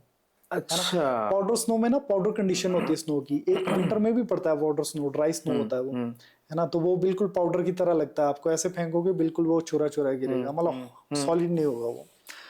तो हाथ में जैसे इंटरलॉकिंग एकदम आ सिस्टम जाता है। उसका बहुत कम होगा, तो Right. उसको पाउडर कंडीशन में बोला जाता है। फिर एक होता है कॉम्पैक्ट स्नो। कॉम्पैक्ट होगा जो आपका दबा हुआ स्नो होता है ना, जैसे आप किसी जगह पे चलते फिरते हैं तो उसके बाद वो हार्ड हो जाता है ना, तो वो कॉम्पैक्ट हो गया। कॉम्पैक्ट में भी कंडीशन आती है, कॉम्पैक्ट के बाद बनता है अगर बहुत ज्यादा कॉम्पैक्ट हो जाता है, फॉर एग्जांपल मान के चलते हैं एक आदमी चल के कॉम्पैक्ट हो रहा है, दैट इज कॉम्पैक्ट, है ना, प्रेशर से। लेकिन एक है नेचुरल प्रोसेस से, लाइक एवलांच आ रहा है, एवलांच आता है ना, बहुत ज्यादा ह्यूज अमाउंट में स्नो लेके आता है तो उसका वेट बहुत ज्यादा होता है, वो जब कॉम्पैक्ट करता है तो वो हार्ड स्नो की कंडीशन में आ जाता है। बहुत लंबे टाइम, जो आजकल जून जुलाई अगस्त तक कई नदी नालों में बर्फ दिखता है या पहाड़ों में कई जगह, वो लोग तुम बोलते हैं कि देखो इतना स्नो, वो बहुत सॉलिड कंडीशन में होता है, तो वो हार्ड स्नो है। कॉम्पैक्ट के बाद कुछ एक कॉम्पैक्ट होता है, कुछ एक जो बहुत ज्यादा सॉलिड है वो हार्ड स्नो है। वो रह जाते हैं बिल्कुल, जो लंबे टाइम तक रहता है, वो आजकल अगस्त जुलाई अगस्त में मेल्ट होना अभी जो स्टार्ट व्हाइट होता है। दिख रहा है, बिल्कुल, वो हार्ड हो गया। देन जब हार्ड स्नो के बाद का स्टेज आता है ना, हार्ड स्नो मान लो कई जगह पे है वो अभी मेल्ट नहीं हुआ है, कई सालों से उस पे और बर्फ आ रही है, फिर वो और सॉलिड होता जा रहा है, तो वो एक ग्लेशियर में कन्वर्ट होना स्टार्ट होता है। ओके। है ना, तो जो beginning of glacier I think around 200-300 साल के बाद ग्लेशियर की मूवमेंट स्टार्ट होती है, बनना स्टार्ट होती है, स्नो होता है। आस्ते आस्ते हाँ, फॉर्मेशन वो जो करके। ट्रांसपेरेंट कलर का जो ग्लेशियर होता है ना, वो कंडीशन होती है वो, है ना। अच्छा। तो उसके बाद ट्रांसपेरेंट के बाद वो फिर ग्रेइश कलर सा होना स्टार्ट होता है, उसके बाद वो प्योर ब्लू हो जाता है, दैट इज ग्लेशियर।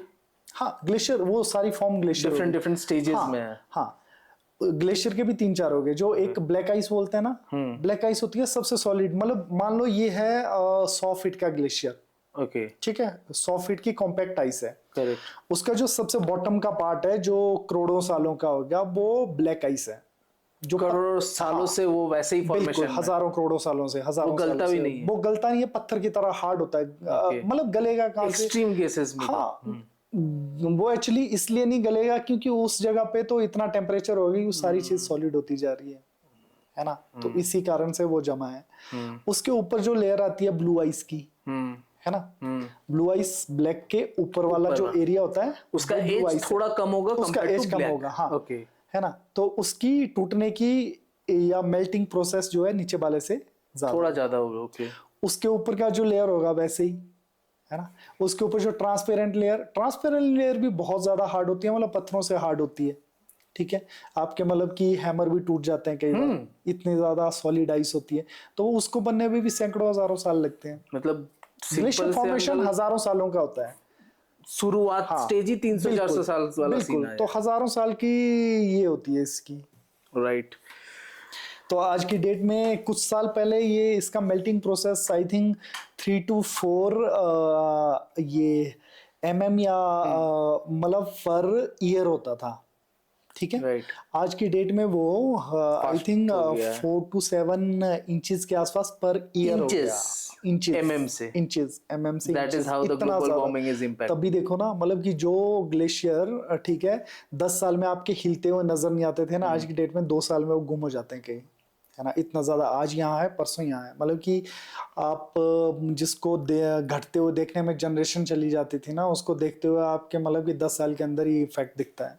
आप स्टडी कीजिए, गूगल पे पूरा एक्सपीरियंस्ड है, बहुत से लोग हैं। The whole world is. हाँ, लेकिन एक एक ये है कि यूरोपियन ग्लेशियर जो है अब वो बहुत ज्यादा मेल्ट हो रहे हैं कंपैरिजन टू हमारे हिमालयन ग्लेशियर। हिमालय में बहुत से ग्लेशियर नए बन रहे हैं, अच्छा बन भी रहे हैं, है ना, क्योंकि यहाँ का क्लाइमेट ना अलग सा हो गया है।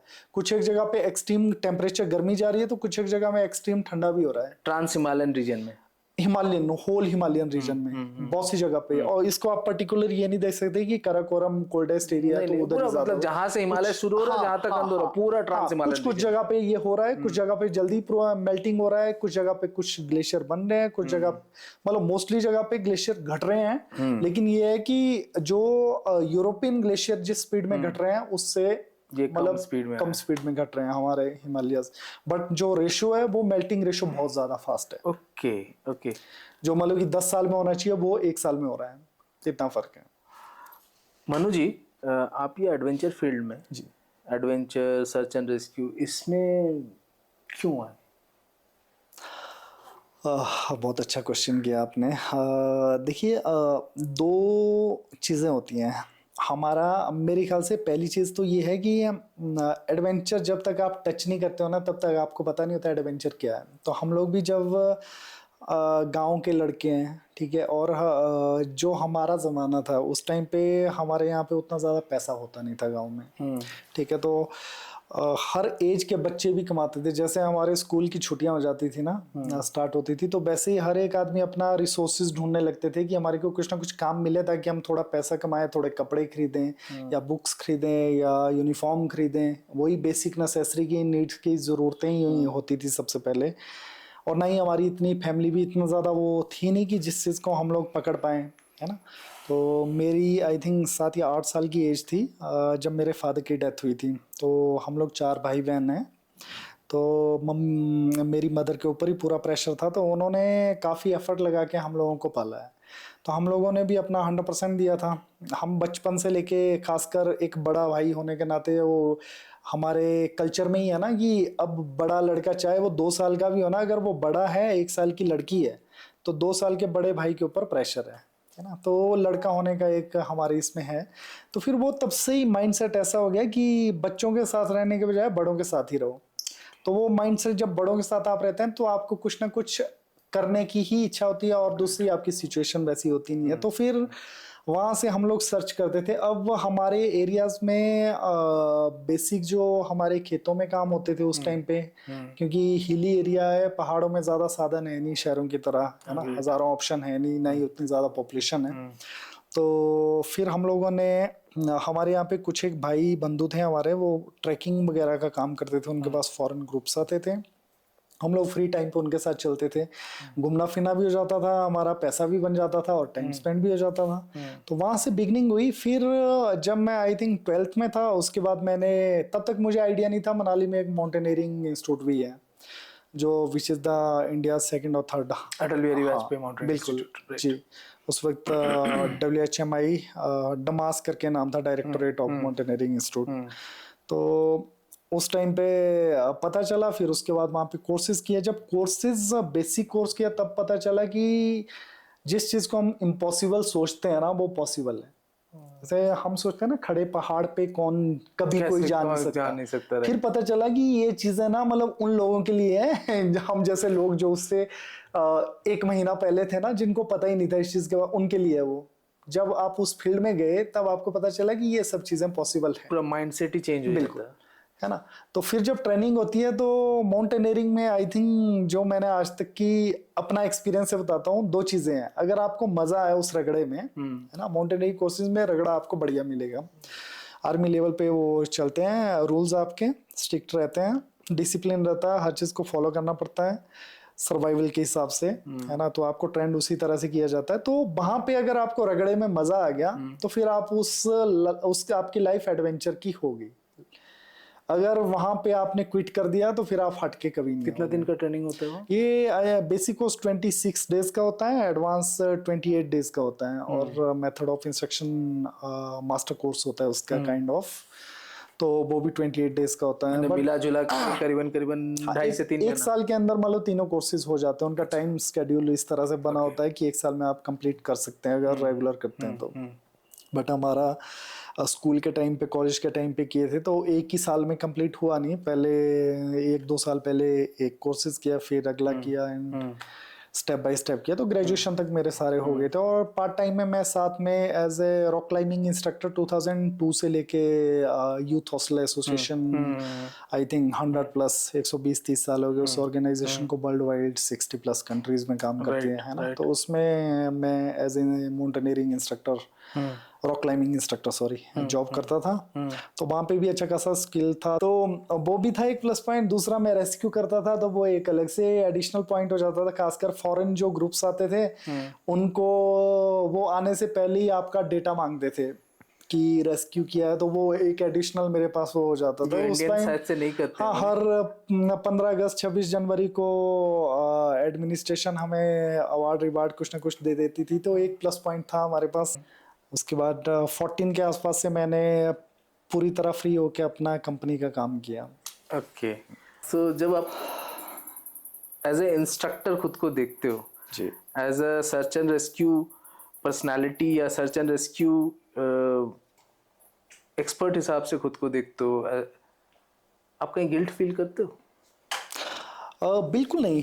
इसमें गिल्ट क्यों फील करना, मुझे ऐसा लगता है कभी ऐसा कभी कुछ कि मैं इससे बेहतर कुछ कर सकता था ना या ना ना ना समथिंग लाइक नहीं, दिस? मुझे लगता है अगर मैं इस फील्ड में नहीं आता तो मैं इससे वर्स्ट करता, बिकॉज जब मैं आई थिंक, आप यकीन नहीं करोगे, हमारी गांव में ना, गांव में क्या, हमारे एरिया में जब हम लोग ग्रेजुएशन करे तो ऑप्शन नहीं थे, इवन स्टडी में ऑप्शन ज़्यादा नहीं थे, है ना।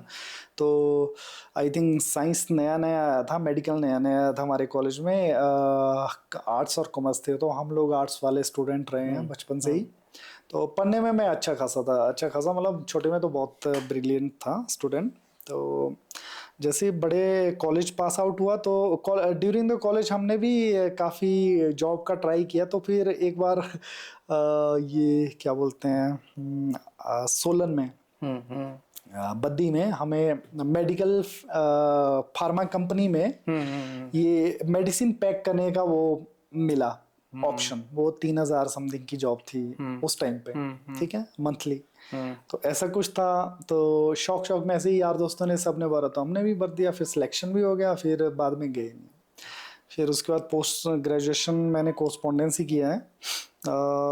आफ्टर दैट जैसे कॉलेज पास आउट हुआ फिर मैंने बहुत जगह ट्राई किया, गवर्नमेंट जितने भी ऑप्शन होते थे सभी जगह पे हम लोग भर लेते थे। फॉरेस्ट के लिए हमने 25 किलोमीटर की रनिंग भी की है उस टाइम पे, बाद में उसमें भी हटा दिया, कभी कैंसिल कर दी गवर्नमेंट की वो स्कीम्स। देन कंप्यूटर टीचर की जॉब की, उसकी सैलरी उस टाइम पे आई थिंक 4500 के आसपास थी। ये कौन से साल का बात बता रहे हो ये आई approximately? थिंक 2007-8 की बात है। ओके, तो वो सारी इस लेवल पे थी। फिर जो आज की परिस्थितियां हैं उतने एफर्ट ठीक है, इसमें ये है कि हम लोग कभी रुके नहीं। अगर वहां ट्राई करते रहे, दूसरी जगह हम काम भी करते रहे, बैकएंड में काम करते थे, वहां पे भी काम करते थे, जो भी ऑप्शन मिलते थे वो। हालांकि एक मुझे बहुत अच्छा ऑप्शन था मेरी लाइफ में 2009 में, 2 जगह पे।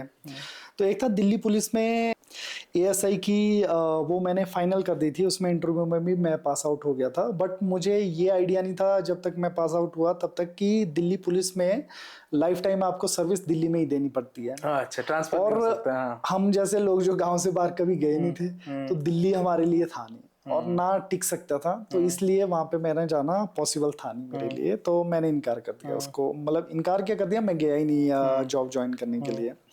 उसके बाद 2010 में उत्तराखंड में औली में आईटीबीपी इंस्टीट्यूट है, माउंटेनियरिंग इंस्टीट्यूट है, तो वो मेरे लिए बेस्ट अपॉर्चुनिटी थी। वहाँ पे मेरा सिलेक्शन हो गया था माउंटेनियरिंग इंस्ट्रक्टर का, तो क्वालिफाइड था मैं। और उस टाइम पे मेरे पास रेस्क्यू के बहुत से अवार्ड वगैरह भी कुछ एक थे और एक्सपीरियंस भी काफ़ी हो गया था, तो मेरे पास थे उसके राइटिंग में। तो जब मैंने वो डॉक्यूमेंट वगैरह सबमिट किए थे, तो फिर वहाँ पे क्या हो गया कि वहाँ पे जो लोकल स्टेट था उत्तराखंड के लोगों ने वहाँ पे ऑब्जेक्शन कर लिया कि आउटर बाहर स्टेट वाला का कैसे बंदा आ गया? यहाँ, और वहाँ पे दो जॉब थी, दो ही मतलब पोस्ट पे थी, तो वहां से हटा दिया मेरे को। ये तो इंडिया में तो दिक्कत है, वो स्किल की सबसे जगह बेस्ट रिजर्वेशन। उस जॉब का मेरे को रिजेक्शन का एक लॉस ये लगता है कि आईटीबीपी एक ऐसी जगह है जहाँ पे माउंटेनियरिंग के लिए डिफेंस में बहुत ऑप्शन थे, मेरे लिए बहुत अपॉर्चुनिटी इंडो थी। टिबेटियन बॉर्डर पुलिस, उनका माउंटेनियरिंग का इंस्टीट्यूट है, ओके। हाँ डिफेंस का ही। और डिफेंस में माउंटेनियरिंग के लिए इतना ऑप्शन है, इतनी अपॉर्चुनिटी है, पहाड़ क्या मतलब हजारों रिकॉर्ड बना सकते हैं आप। तो उस टाइम पे जोश भी था, आपको सपोर्ट मिल जाता है बहुत economically, मिलता, हाँ। बहुत सपोर्ट किया, मतलब मेरे लिए तो लॉटरी लग जाती। तो वहां पे और सब कुछ हो चुका था, लास्ट मोमेंट पे वो डिसअपॉइंटमेंट वहां पे हुई जब लोकल्स ने वो सारी चीजें अड़ंगे डाले, तो फिर उस चक्कर में मैं रिजेक्ट हो गया।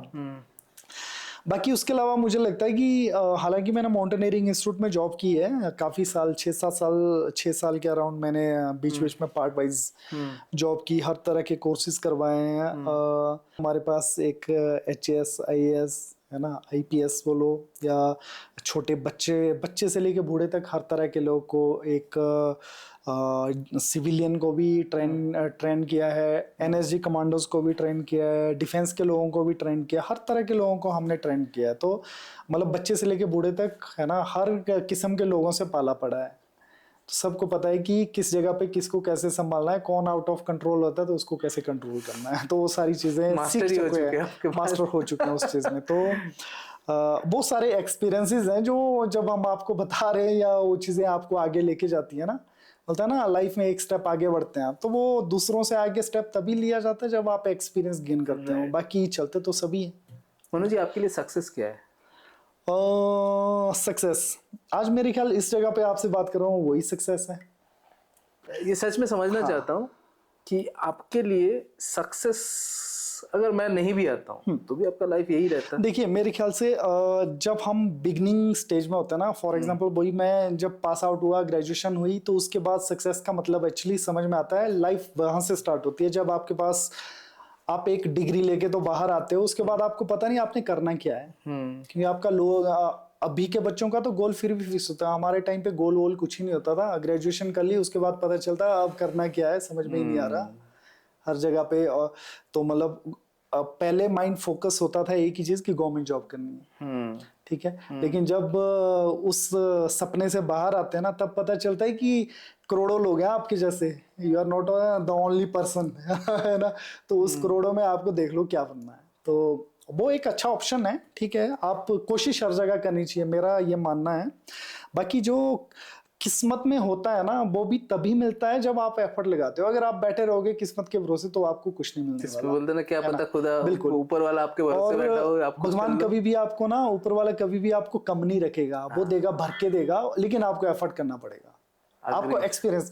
और मैं अपने कैमरामैन से वही बात कर रहा था, ठीक है, कि हमें ऊपर वाला जो है ना सबको प्रॉब्लम देता है, कोई भी ऐसा आदमी नहीं है जिसको प्रॉब्लम ना हो। मुझे लगेगा कि मेरी बहुत बड़ी प्रॉब्लम थी, आपकी छोटी है, आपको लगेगा कि आपकी बड़ी प्रॉब्लम है, इसकी छोटी है ना। तो सबकी प्रॉब्लम बड़ी होती है, बट वो सही टाइम कौन सा है, तो अगर आप बिगनिंग में एफर्ट लगाते हो तो आपका एंड अच्छा है, अगर बिगनिंग में मजे करते हो तो एंड बाद में दिक्कत है। एकदम सिंपल इक्वेशन है। हाँ, और मतलब पैसा वही पैसे की बात हुई ना, कि पैसा बड़ा है या क्या चीज बड़ी है, तो बड़ी तो मेरे ख्याल से जब हम कॉलेज से पास आउट होते हैं उसके बाद सबसे पहले लगता है कि पैसा हो, अच्छी नौकरी हो या अच्छी इनकम हो ना, तो वही उस टाइम पे वही लगती है। लेकिन जब आप पैसा मतलब कमाने लगते हैं ना, या एवरेज फते, तब लगता है कि नहीं यार, पैसा सेकेंडरी है, जरूरी है लाइफ में, जरूरी है, लेकिन फर्स्ट नहीं है ना। फर्स्ट में पैशन है। I agree. जो आपका पैशन है, अगर उसमें आप सेटिस्फाई है ना, तो आप लाइफ जी रहे हैं। माइनस नहीं, आप पैसा आप करोड़ों कमा लो, अगर लाइफ नहीं जी रहे हैं ना, आप डिस्टर्ब हैं। एक स्टेटमेंट है, and I believe in this statement, there is nothing called problem, it is just the absence of idea to find a solution. बिल्कुल, आपको प्रॉब्लम में ही एक्चुअली राह निकलता है। वो जो बंदा राह निकाल सकता है वही एक मास्टरमाइंड है। अगर आपको पता चल गया today is your last day on the earth, what you are going to do? मुझे लगता है अगर ये चीज पता चले कि सबको जाना है ना, तो मेरी 2-3 तरह की, मैं ना धार्मिक बंदा भी हूँ, धार्मिक विचारधारा भी है मेरी। और दूसरा मुझे पीस पसंद है। मेरा ये सपने नहीं है कि मुझे ये दुनिया देखनी है। मैं ऐसा बंदा हूँ जिसको मतलब एक आप घर के अंदर 10 साल भी बोलोगे ना बैठने को, मैं बैठ जाऊंगा बढ़िया अपना, मैं रिलैक्स हूँ। ठीक है, मेरे को बाहर जाके कोई दिन दुनिया से कोई मतलब नहीं है। ठीक है, तो अपना पीस होना जरूरी है, पहली चीज वो है। सेकेंडली, अगर बैठने को अपने लिए सोचने का टाइम मिले ना, वो जरूरी है। मैं अपनी यादें ताजा कर सकता हूँ कि मैं किस जर्नी को कहाँ से लेके आया था और आज कहाँ पहुंचा हूँ। जाना सबको है, ये तो मतलब कोई कल जाएगा, कोई 100 साल में भी जाएगा, राइट, है ना, वो तो जाएंगे, रियलिटी है ना। तो वो चीज होनी चाहिए। दूसरा आपका, मुझे लगता है कि हम सनातन के लोग हैं, सनातन धर्म को पालते हैं, मानते हैं। ठीक है, तो सनातन में बिलीव करते हैं, तो अपने धर्म को हमेशा याद रखना चाहिए। जो भी धर्म, कर्म हमारे साथ रहने चाहिए। एटलीस्ट हमें ये रियलाइज नहीं होना चाहिए लास्ट टाइम पे कि हमने गलती की है। गिल्ट फील नहीं होना चाहिए। यस, बस बाकी का जाना तो अगर फील है तो उसको सुधार लो। बिल्कुल, क्योंकि मेरे ख्याल से आज से अगर 30 साल पहले अगर यही बात होती ना कि मुझे आज पता चले कल जाना है, तो शायद मुझे बहुत ज्यादा ये नर्वसनेस होती कि अब मुझे कल जाना है। क्योंकि वो टाइम, वो दौर ऐसा था जब लोग 80 के बाद ही जाते थे। आज का दौर ऐसा नहीं है। आज का दौर तो एक 20 साल का लड़का भी जा रहा है, 15 साल का लड़का जा रहा है, बंदा, तो गारंटी किसी की नहीं है। तो फिर आज की डेट में आप अगर वो चीज गिल्ट लेके बैठोगे कि अब मुझे पता चल गया कल मरने वाला हूँ, तो वो तो फिर पॉसिबल। वी आर हैप्पी, मुझे आपके साथ बात करके ना, वो हैप्पी से बड़ी बात है, you are satisfied soul. I am satisfied with myself. मैंने अपनी लाइफ में जितना मैंने सोचा था कि मैं कर सकता हूँ, मुझे लगता है मैंने उससे ज्यादा किया। इतना मैंने सोचा नहीं था और कर रहा हूँ, और भगवान दे रहा है। ठीक है, लॉकडाउन सबका बुरा पीरियड रहा, मेरे हमारी लाइन के, ठीक है, राइट, जितने भी लोग थे सबका बहुत बुरा टाइम रहा। कई लोगों ने तो प्रोफेशन चेंज कर लिया। हाँ, मेरा टाइम ऐसा रहा, भले ही मेरे को 12 महीने से में से 1.5 महीना काम करने को मिला लॉकडाउन में। जो बीच में टाइम कभी लगना बोलते थे ना कि इतने रिलैक्सेशन है, खुल रहा है 50 लोगों के लिए या 20 लोगों के लिए, तो वो टाइम में मैंने 1.5 महीना मिला हमारे को, है ना। मई से लेके क्लोज हो गया था, बहुत अच्छा काम चला था 19 का। अक्टूबर का मंथ मिला हमें, सितंबर एंड से लेके अक्टूबर एंड तक। बिल्कुल नहीं, 19 का मिला, 20 का मिला, ट्वेंटी का अक्टूबर मिला। पर लॉकडाउन तो नवंबर एंड में फिर से बंद कर दिया। अक्टूबर का 1 महीना, उस टाइम पे ये 50 लोगों का समथिंग ऐसा कुछ कर दिया, स्लॉट खोला था। ओके, बिल्कुल, है ना। तो वो टाइम पे मिला, और वो 1 महीना मेरे लिए इतना लग रहा है, 1 महीने में मैंने पूरे साल का काम कर दिया। जून 21 पूरा क्लोज रहा, पूरा पीक सीजन हमारा उड़ा दिया। बीच में कुछ टाइम मिला, और वो कुछ टाइम ना मेरे लिए बहुत लकी रहा। जितना मैं साल में कमाता था उतना मैंने 1-1, 1.5 महीने में 2-3 साल कमाया। ठीक है, तो मेरे लिए वो बढ़िया था। जिसके लिए मैं साल भर अगर एफर्ट लगाता हूँ, वो मेरे को अगर 2 महीने। मनु जी, कैसे यूथ के लिए पूछ रहा हूँ, या जो भी इसे सुन रहे हैं उसके लिए पूछ रहा हूँ, कोई भी बच्चा, बूढ़ा, बुजुर्ग, जवान, कोई भी इंसान अगर ये प्रोफेशन को लेना चाहे, जी, एडवेंचर सर्च एंड रेस्क्यू, तो पहला बात है वो अपने अंदर कौन सा खूबी को देखेगा जिससे वो पहचान पाएगा वो इस टाइप का प्रोफेशन को या ये प्रोफेशन को ले सकता है? देखिए, हमने ना रेस्क्यू पे ना मैंने काफ़ी रिसर्च किया था। वो उस लेवल पे किया था जब हमने एनजीओ का प्लान किया था। वर्ल्ड में जितनी भी टॉप लेवल पे काम करने वाली रेस्क्यू एजेंसीज हैं, है ना, कुछ एक हमारे कांटेक्ट में भी हैं जो हमसे हेल्प लेती है। अमेरिका की जो बेस्ट रेस्क्यू टीम है, वो डेनियल करके एक रेस्क्यू किया था हमने पर्सन का, वो आज भी मिसिंग है। तो 2 बार वहाँ की टीम भी आई थी। तो जॉइंट कोलैबोरेशन में रेस्क्यू बिल्कुल जॉइंट कोलैबोरेशन में, बट उनके पास जो डिवाइसेस हैं, टेक्निकल वो हैं, वो हमारे पास नहीं है। लेकिन जो हमारे पास एक यूनिटी है, टीम वर्क है और बिल पावर है, वो उनके पास नहीं है। जो हिम्मत हम लोग यहाँ पे अपना मतलब कि हम लोग ये देखते नहीं है कि हमें बचाने के लिए किस हद तक जाना है ना, तो वो विल पावर उनमें नहीं है। तो वो उन लोगों ने बताया कि हम लोग हर चीज में ना पहले अपना सेफ्टी भी देखेंगे, सामान भी देखेंगे, ये नहीं है एक छोटी छोटी हम इंडिया में ना जुगाड़ है, इंडिया में जुगाड़ चलता है, मेरे पास ये नहीं है मैं वो कर लूंगा वो कर लूंगा, वो सारा जुगाड़ ना दिमाग में फिट है। यू नो कोऑर्डिनेशन, आपका ब्रेन कोऑर्डिनेशन, आप किसी ऊपर डिपेंडेंट नहीं हो, क्योंकि हम लोग बचपन से ही जुगाड़ से ही चले हुए हैं सारे, है ना, तो फिर वो चीजें आती हैं। अब उन लोगों को बिना इक्विपमेंट के, बिना मैकेनिकल डिवाइस के वो चीज उसको जुगाड़ में लेते ही नहीं है।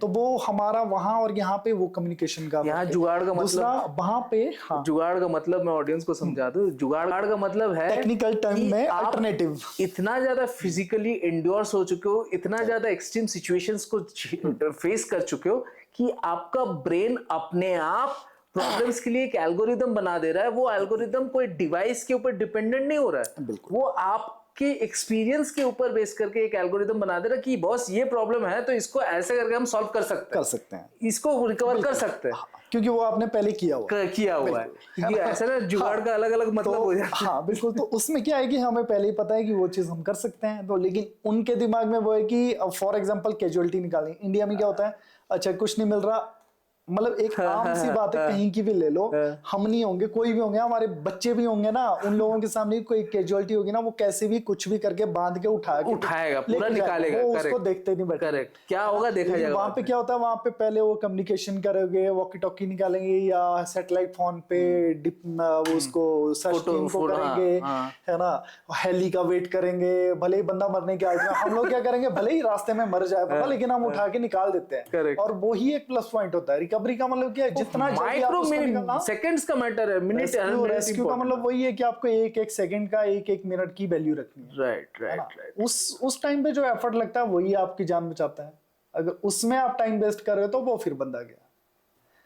तो वो एक्सपीरियंस है। कैसे लोगों को ये फील्ड में आना चाहिए? अच्छा हाँ, ये थी आपकी, देखिए ये तो मैंने अब तक बात की जो हमारा एक पर्सनल एक्सपीरियंस और पर्सनल रेस्क्यू, हम लोग जो जिस टेक्निकल रेस्क्यू को करते हैं। अदरवाइज डिजास्टर कहीं भी हो सकते हैं, है ना, जरूरी नहीं है उसके लिए रेस्क्यू के लिए आपको पहाड़ों में ही आना पड़े। हर जगह पे जहाँ पे भी आदमी रहता है या आदमी जाता है वहां पे आपको जरूरत पड़ती है हेल्प की।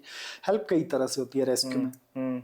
बैकअप टीम होती है जो टेक्निकल नॉलेज नहीं है, फिजिकली उतना ज्यादा टफ नहीं है, वो ग्राउंड वर्क कर सकता है, ऑफिशियल वर्क कर सकता है, लिस्टिंग कर सकता है, पेपर वर्क कर सकता है ना। कई जगह पे मेजर डिजास्टर होते हैं, सामान बांटना होता है, ये चीज़ें भी होती है। मेजर डिजास्टर में आप लोग रोल अपना बन सकते हो, क्योंकि डिजास्टर होते हैं हर जगह पे होते हैं, कभी कैजुअलिटी होती है, कभी आग ले रही है। वहाँ पे बहुत छोटे छोटे गवर्नमेंट के हर जगह पे DDM में, डिजास्टर मैनेजमेंट अथॉरिटी जो है, बहुत हर एक डिस्ट्रिक्ट में एक्टिव है। हर जगह पे इसका हेड शायद से DM या DC होता है।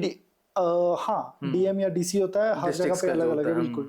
तो ये अथॉरिटी जो है आपको हर कुछ ना कुछ 15-20 दिन या 1 महीने के अंदर कोई ना कोई कोर्सेज करवा रही होती है डिजास्टर रिलेटेड। बहुत से ऐसे कोर्सेज है, उसमें भी बेसिक चीजें तो बहुत चीजें सीखने को है।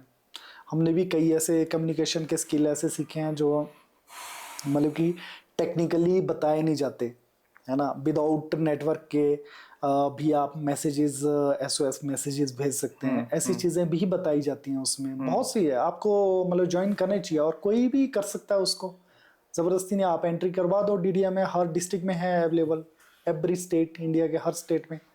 एंड मुझे जितना समझ में आया, तो उसमें जो आपका क्वेश्चन था कि कहाँ कहाँ पार्टिसिपेशन कर सकते हैं, जब आप उतना एक्सपीरियंस लेते हैं, ठीक है, तो ऑब्वियसली उनके पास भी आपका डेटा रहता है ना, वो आपका डेटा मांगते हैं। तो जब भी कोई मेजर डिजास्टर होते हैं उसमें आप हेल्प कर सकते हैं, बैक एंड में हेल्प कर सकते हैं, प्लस करके हेल्प कर सकते हैं, है ना। अब वाइल्ड रेस्क्यू होते हैं, जंगल में रेस्क्यू होते हैं, स्नेक रेस्क्यू करने वाले लोग हैं हमारे लिंक में ही काफ़ी सारे हैं मेरे, है ना, जो वाइल्ड लाइफ में। बिल्कुल। तो इस तरह के लोग भी रेस्क्यू करते हैं, हर तरह के लेवल पे आप रेस्क्यू कर सकते हैं। अगर टेक्निकल पैशन होना चाहिए कि वो रेस्क्यू करने का मेंटलिटी और थोड़ा रिस्क टेकर होना चाहिए, जिगर होना पड़ेगा,